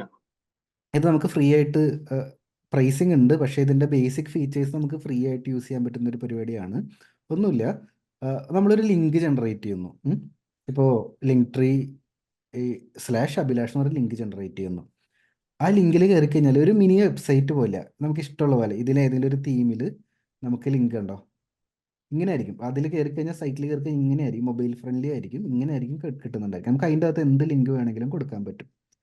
അപ്പോൾ സിമ്പിളായിട്ട് ഇപ്പോൾ നമ്മുടെ ഈ ഒരു ബയോയിൽ ഒരു ലിങ്ക്, ഇത് ഞാനിപ്പോൾ വെബ്സൈറ്റാണ് കൊടുത്തിരിക്കുന്നത്. എല്ലാവർക്കും വെബ്സൈറ്റ് ക്രിയേറ്റ് ചെയ്യാൻ പറ്റില്ല, അവർക്കുള്ള സൊല്യൂഷനാണ് ഇത്. ഒരു ലിങ്ക് ട്രീയുടെ ഒരു ലിങ്ക് ആണെങ്കിൽ ആ ലിങ്കിൽ കയറുന്നവർക്ക് ഇത്തരത്തിലൊരു പേജ് അപ്പം തന്നെ സ്പീഡിൽ ലോഡായിട്ട് വരും. കണ്ടോ? അപ്പോൾ അവിടെ കമ്മീഷൻ വർക്ക് എടുക്കാനായിട്ട് കോൺടാക്റ്റുകളുടെ നമ്പർ, ഇൻസ്റ്റഗ്രാമിൻ്റെ ലിങ്ക്, ഫേസ്ബുക്കിൻ്റെ ലിങ്ക്, യൂട്യൂബിൻ്റെ ലിങ്ക്, മനസ്സിലാവുന്നുണ്ടോ? അല്ലെങ്കിൽ പേഴ്സണലായിട്ട് എന്തെങ്കിലും കോൺടാക്റ്റുള്ള നമ്പർ, അങ്ങനെ കൊടുത്തു കഴിഞ്ഞാൽ നമുക്ക് ഒരുപാട് ബെനിഫിറ്റ് ഉണ്ട്. എന്നിട്ട് വരയ്ക്കുന്ന ചിത്രങ്ങളുണ്ടല്ലോ, അതിൻ്റെ താഴെ ക്യാൻവ ഉപയോഗിച്ച് എഡിറ്റ് ചെയ്തിട്ട് ലിങ്ക് ട്രീയുടെ ലിങ്ക് കൊടുക്കുക. മനസ്സിലാവുന്നുണ്ടോ? ഇത് സൈനൊക്കെ ഇട്ടോ, അതിന് ഇഷ്യൂ ഒന്നുമില്ല. പക്ഷേ ഇതുപോലെ തന്നെ എഡിറ്റ് ചെയ്തിട്ട് താഴെ ചെറിയൊരു പീസ് ആഡ് ചെയ്തിട്ട്, ഒരു വൈറ്റ് പീസ് അല്ലെങ്കിൽ കളറിലൊരു പീസ് ആഡ് ചെയ്തിട്ട് അവിടെ ആർട്ട് വർക്ക് ബൈ അഭിലാഷ് ലിങ്ക് ട്രീയുടെ കോണ്ടാക്ടസ് എന്ന് പറഞ്ഞിട്ട് ഒരു ലിങ്ക് ഇട്ട് വയ്ക്കാം. അതിൻ്റെ ബെനിഫിറ്റ്, ലിങ്കിൽ കയറുന്നവർ നേരെ ഇതിലോട്ട് വരും. ഇപ്പോൾ നമ്മുടെ ഇൻസ്റ്റാഗ്രാം ഫോളോ ചെയ്യണമെങ്കിൽ ഫോളോ ചെയ്യാം, യൂട്യൂബ് ചാനലിൽ കയറി നോക്കാം, കമ്മീഷവർക്ക് കോൺടാക്ട് ചെയ്യണമെങ്കിൽ കോൺടാക്ട് ചെയ്യാനും പറ്റും. അപ്പോൾ ആ ഒരു ഓപ്പർച്യൂണിറ്റി ഉള്ളത് മിസ്സാക്കണ്ട. അത് നമ്മുടെ ബയോയിലും ആഡ് ചെയ്യാം. ബാക്കിയുള്ള മേരിമാമിൻ്റെ അടുത്തൊക്കെ ഒന്ന് ഷെയർ ചെയ്തോട്ടെ ഈ ഒരു കാര്യം, ലിങ്ക് ട്രീയുടെ കാര്യം. നിങ്ങൾക്ക് ചെയ്യാൻ ഒറ്റയ്ക്ക്, അത് ഒരുപാട് യൂട്യൂബ് വീഡിയോസ് ഉണ്ട് ലിങ്ക് ട്രീയുടെ. ഒറ്റയ്ക്ക് ചെയ്യാൻ ബുദ്ധിമുട്ടുണ്ടെങ്കിൽ അടുത്ത നമ്മുടെ ഡയമണ്ട് മെമ്പർഷിപ്പ് വീക്കിലി മീറ്റിലോട്ട് വരുന്ന സമയത്ത് നമുക്ക് ലൈവായിട്ട് ഇംപ്ലിമെൻറ്റേഷൻ ചെയ്ത് തരാം ഞാൻ. നിങ്ങൾക്ക് എല്ലാവർക്കും യൂസ്ഫുൾ ആയിരിക്കും. അഭിരാമിക്ക് ഭയങ്കര യൂസ്ഫുൾ ആയിരിക്കും അത്. എൻ്റെ ഈ ഇൻസ്റ്റാഗ്രാം പേജിൽ ആദ്യം ലിങ്ക് ട്രീ ആയിരുന്നു. പിന്നെ ഞാൻ സൈറ്റ് ഉണ്ടാക്കിയ സമയത്ത് സൈറ്റിലോട്ട് മാറിയെന്നേ ഉള്ളൂ. അപ്പോൾ എൻ്റെ ലിങ്ക് ട്രീയുടെ അകത്ത് ഇത്തരത്തിൽ കയറുന്ന സമയത്ത് ഇങ്ങനെ ഒരു പേജ് ലോഡായിട്ട് വരും. അതിൽ ആർട്ട് സ്കൂളിന് വേണ്ടി, ഓഫ്ലൈൻ ക്ലാസ്സിന് വേണ്ടി കോൺടാക്ട് ചെയ്യുക, ഓൺലൈൻ ക്ലാസ്സിന് വേണ്ടി കോൺടാക്ട് ചെയ്യുക, YouTube channel, Instagram page, Facebook page എന്ന് പറഞ്ഞാൽ 3-4 ലിങ്ക് എടുക്കുന്നുണ്ടായിരുന്നു. മനസ്സിലാവുന്നുണ്ടോ? അപ്പോൾ അത് ഭയങ്കര യൂസ്ഫുൾ ആയിരിക്കും. പിന്നെ ഈ നല്ല കറക്റ്റ് ട്രാക്കിലാണ് പോകുന്നത്. ഇനി നമുക്ക് ചെയ്യേണ്ട കാര്യം, കുറച്ച് മാസ്റ്റർ പീസുകൾ ചെയ്യണം. ആൾക്കാരെ ഞെട്ടിക്കുന്ന കുറച്ച് വർക്കുകൾ എഫേർട്ട് എടുത്തിട്ട്, ഇപ്പോൾ നമ്മുടെ ഗ്രൂപ്പിൽ തന്നെ കുറച്ച് പേര് ചെയ്യുന്നത് ശ്രദ്ധിച്ചിട്ടുണ്ടായിരിക്കും. കുറേ പേര് ഈ 1-to-1 വന്നേ പിന്നെ ആണ് അവരത് ചെയ്തു തുടങ്ങി. ശരിക്കും നമുക്ക് അതിനുള്ള സ്കില്ലുണ്ട്. നമ്മൾ നമ്മുടെ ശരിക്കും ഉള്ളിൻ്റെ ഉള്ളിലുള്ള സ്കില്ലിൻ്റെ പകുതിയൊക്കെയാണ് പേപ്പറിലോട്ട് വരുള്ളൂ എന്നാണ് പറയാം. ഫുൾ സ്കില്ല് വരില്ല. ഫുൾ സ്കില്ല് വരണമെങ്കിൽ നമ്മൾ ഒന്ന് മൈൻഡ് സെറ്റ് ഒന്ന് കറക്റ്റാക്കി മാക്സിമം പുഷ് ചെയ്യണം. അപ്പം അങ്ങനെ പുഷ് ചെയ്തപ്പോൾ കുറേ സ്റ്റുഡൻസിന് ഉള്ള മാറ്റം റിയൽ ആയിട്ട് നമ്മുടെ ഗ്രൂപ്പിൽ കയറി നോക്കിയാൽ അറിയാമല്ലോ. കുറേ പേര് പെട്ടെന്ന് ഭയങ്കരമായിട്ട് ഇമ്പ്രൂവ്മെൻറ്റ് വരുത്തിയവരുണ്ട്. അത് ഈ പുഷിൻ്റെ ഭാഗമായിട്ടാണ്. അഭിലാഷ് ചെയ്യേണ്ട കാര്യം ഒന്ന് എഫേർട്ട് എടുത്തിട്ട് ഒരു 3 മാസം കൊണ്ട് 2 മാസം കൊണ്ട് മാത്രം കംപ്ലീറ്റ് ആകുന്ന തരത്തിലുള്ള വർക്ക് എടുക്കുക. ആ വർക്ക് ഇത്തിരി കോംപ്ലക്സ് ആയിരിക്കണം. അഭിലാഷിനെ പുഷ് ചെയ്യുന്ന വർക്ക് ആയിരിക്കണം. ചില സമയത്ത് ഇത് നിർത്തണം എന്ന് തോന്നും, പറ്റില്ല എന്ന് തോന്നും, ഇട്ടിട്ട് കളയണം എന്ന് തോന്നും. അങ്ങനത്തെ ഒരു വർക്ക് എടുക്കുക. എന്നിട്ട് സ്വന്തമായിട്ട് പുഷ് ചെയ്ത് വർക്ക് കംപ്ലീറ്റ് ആക്കുക. എന്നിട്ട് ഞാൻ കഴിഞ്ഞ ക്ലാസ്സിൽ പറഞ്ഞു, കഴിഞ്ഞ ഡയമണ്ട് മെമ്പർഷിപ്പ് മീറ്റിങ്ങിൽ പറഞ്ഞ പോലെ തന്നെ ഈ വർക്ക് ചെയ്യുന്നതിൻ്റെ എല്ലാ ഇൻസിഡൻസും നമുക്ക് സോഷ്യൽ മീഡിയ കണ്ടന്റുകളാണ്. മനസ്സിലാവുന്നുണ്ടോ? ചിലപ്പോൾ ആ വർക്ക് മൊത്തത്തിൽ തെറ്റിപ്പോവും, അതും ഒരു കണ്ടന്റാണ്. ചിലപ്പോൾ ഫുള്ളായിട്ട് ശരിയാവും, ചിലപ്പോൾ എന്തെങ്കിലും ഇഷ്യൂസ് വരും, ചിലപ്പോൾ നമ്മൾ മടി പിടിച്ചിരിക്കും. ഇതെല്ലാം കണ്ടന്റുകളാണ്. ഈ വർക്ക് ത്രൂ ഒരു JD സോഷ്യൽ മീഡിയയിൽ ക്രിയേറ്റ് ചെയ്യാനായിട്ട് നോക്കുക. എന്നിട്ട് വർക്ക് നല്ല നീറ്റായിട്ട് കംപ്ലീറ്റ് ആക്കുക. അത് ഒരുപാട് ഏരിയാസിൽ അഭിലാഷിനെ ഹെൽപ്പ് ചെയ്യും. ഒന്ന് മൈൻഡ് സെറ്റ് കറക്റ്റ് ആക്കാൻ ഹെൽപ്പ് ചെയ്യും.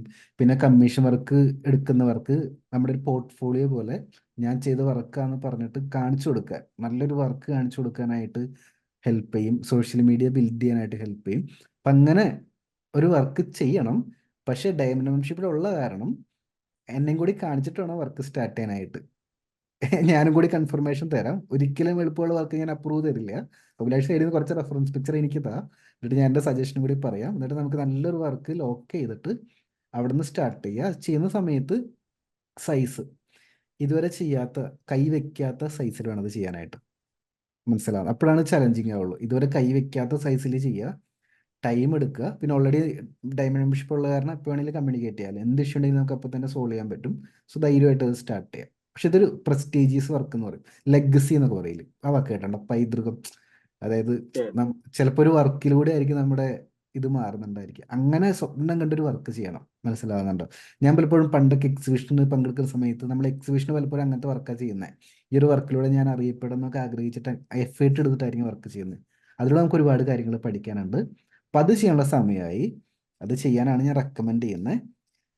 ഇനി അഭിലാഷ് സൈഡിൽ എന്തെങ്കിലും ഗോളോ അങ്ങനെ എല്ലാം സെറ്റ് ചെയ്തിട്ടുണ്ടോ ആർട്ടില്? ആർട്ടില് സാറ് പറഞ്ഞ കണക്ക് എനിക്ക് ഞാൻ പറഞ്ഞിട്ടുണ്ടായല്ലോ, എനിക്ക് വീട്ടില് ഒരു പിക്ചർ പോലും ഞാൻ വരച്ചു എന്ന് പറഞ്ഞതില്ല. എനിക്ക് ഇപ്പൊ ഒരു ദിവസം എനിക്ക് ഈ പറഞ്ഞ കണക്ക് കുറച്ച് എക്സിബിഷൻ തുടങ്ങാം. അത് സാറ് പറഞ്ഞ അതൊരു വലിയൊരു ഗോളായിട്ട് എടുക്കുന്നതുകൊണ്ട് എനിക്കത് വലിയൊരു ഗോളായിട്ട് ഞാൻ എടുത്തില്ല. പക്ഷെ എനിക്കെന്ന് വെച്ചാല് നമുക്ക് എപ്പോഴും നമ്മളെടുത്ത് ആർട്ട് ഉണ്ടെങ്കിൽ, നമ്മളെടുത്ത് ഒരു കൂട്ടം നല്ല നല്ല ചിത്രങ്ങൾ ഉണ്ടെങ്കിൽ നമ്മളെ തേടി വരും എന്നാണ് ഞാൻ വിശ്വസിക്കുന്നത്.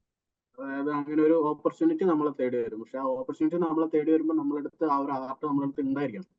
അപ്പോൾ അതിന് വേണ്ടിയിട്ട് ഈ സാർ പറഞ്ഞ ഈ ഒരു എന്താ പറയാ മാസ്റ്റർ പീസ് ആയിട്ടുള്ള വർക്ക് ചെയ്യണം തന്നെയാണ് എൻ്റെ ഒരു ലക്ഷ്യം. അതായത് അത് ചെയ്ത് എൻ്റെ വീട്ടില് അത് നല്ല രീതിയിൽ അത് എന്താ പറയാ പ്രസന്റ് ചെയ്യണമെന്ന് എനിക്കൊരു വലിയൊരു ആഗ്രഹമാണ്. കാരണം എൻ്റെ വീട്ടിൽ ഞാൻ ഇത്രയും നാളായിട്ട് വരച്ചിട്ട് എൻ്റെ വീട്ടിൽ ആകെ ചുമരുമ വരച്ച കുറച്ച് ചിത്രങ്ങളല്ലാണ്ട് വേറെ ഒരു ചിത്രങ്ങളും ഞാൻ ഫ്രെയിം ചെയ്തിട്ട് തൂക്കിയിട്ടില്ല, ഇതുവരെ ആയിട്ടില്ല. അപ്പം അതെൻ്റെ ഒരു വലിയൊരു ആഗ്രഹമാണ്. എൻ്റെ വീട്ടില് നല്ലൊരു ആർട്ട് ഗാലറി പോലെ കുറെ ചിത്രങ്ങൾ വെച്ചിട്ട് വാളുകളിൽ അലങ്കരിക്കണം. അതായത് ഒരു ഒരു ആർട്ടിസ്റ്റിന്റെ വീടാണെന്ന് പുറത്തുനിന്ന് വരുന്ന ഒരാൾക്ക് തോന്നണം. ആ രീതിയിൽ എൻ്റെ വീട്ടിനെ മാറ്റണം എന്നുള്ളത് എനിക്കൊരു വലിയൊരു ആഗ്രഹമാണ്. അപ്പം സാറ് പറഞ്ഞ ഈ ഒരു സംഭവം മാസ്റ്റർ പീസ് ആയിട്ടുള്ള വർക്ക് ഞാൻ സ്റ്റാർട്ട് ചെയ്യാൻ തുടങ്ങും. അത് തന്നെയാണ് അതിൽ എനിക്ക് കൂടുതലും ഏത് മീഡിയത്തിലാണ് സ്റ്റാർട്ട് ചെയ്യേണ്ടത് എന്നുള്ളതൊക്കെ കുറച്ച് ഡൗട്ട് ഉണ്ട്. അല്ല എല്ലാ മീഡിയത്തിലും ഓരോ വർക്ക് ചെയ്യണമെന്നാണോ, അല്ല അങ്ങനെയുള്ള കാര്യങ്ങൾ എങ്ങനെയാണ് സാർ? നേരെ തിരിച്ച് നമുക്ക് ചെയ്യാം. നേരെ തിരിച്ച് ചിന്തിക്കാം. ആദ്യം വർക്ക് സെലക്ട് ചെയ്യും, റെഫറൻസ് പിക്ചർ സെലക്ട് ചെയ്യും. രണ്ട് രീതി ചെയ്യാം. റെഫറൻസ് പിക്ചർ നോക്കി ചെയ്യാം, ഐഡിയ ജനറേറ്റ് ചെയ്യാം, അഭിലാഷിന് ഇഷ്ടം പോലെ. ഇനിയിപ്പോൾ മൾട്ടിപ്പിൾ റെഫറൻസ് പിക്ചറിൻ്റെ അകത്തുനിന്ന് ഒരു ID ജനറേറ്റ് ചെയ്യാൻ അങ്ങനെയും ചെയ്യാം. ആദ്യം റെഫറൻസ് പിക്ചറിൻ്റെ കളക്ഷൻ ഉണ്ടാക്കുക. അപ്പോൾ കോപ്പിറൈറ്റ് ഫ്രീ സൈറ്റുകളെ കുറിച്ച് അറിയാമല്ലോ, നമ്മുടെ കോഴ്സിൻ്റെ അകത്തോട് പഠിച്ചിട്ടില്ലേ? ആ സൈറ്റുകളിൽ പോയിട്ട് മാക്സിമം പിക്ചേഴ്സ് കാണും. നമ്മൾ ഇൻസ്പയർ ചെയ്യുന്ന പിക്ചേഴ്സ്, ഇതുവരെ വരയ്ക്കാത്ത തരത്തിലുള്ള ടോപ്പിക്കുകൾ കാണുന്ന സമയത്ത് ഇതൊക്കെ ഡൗൺലോഡ് ചെയ്ത് വെക്കുക.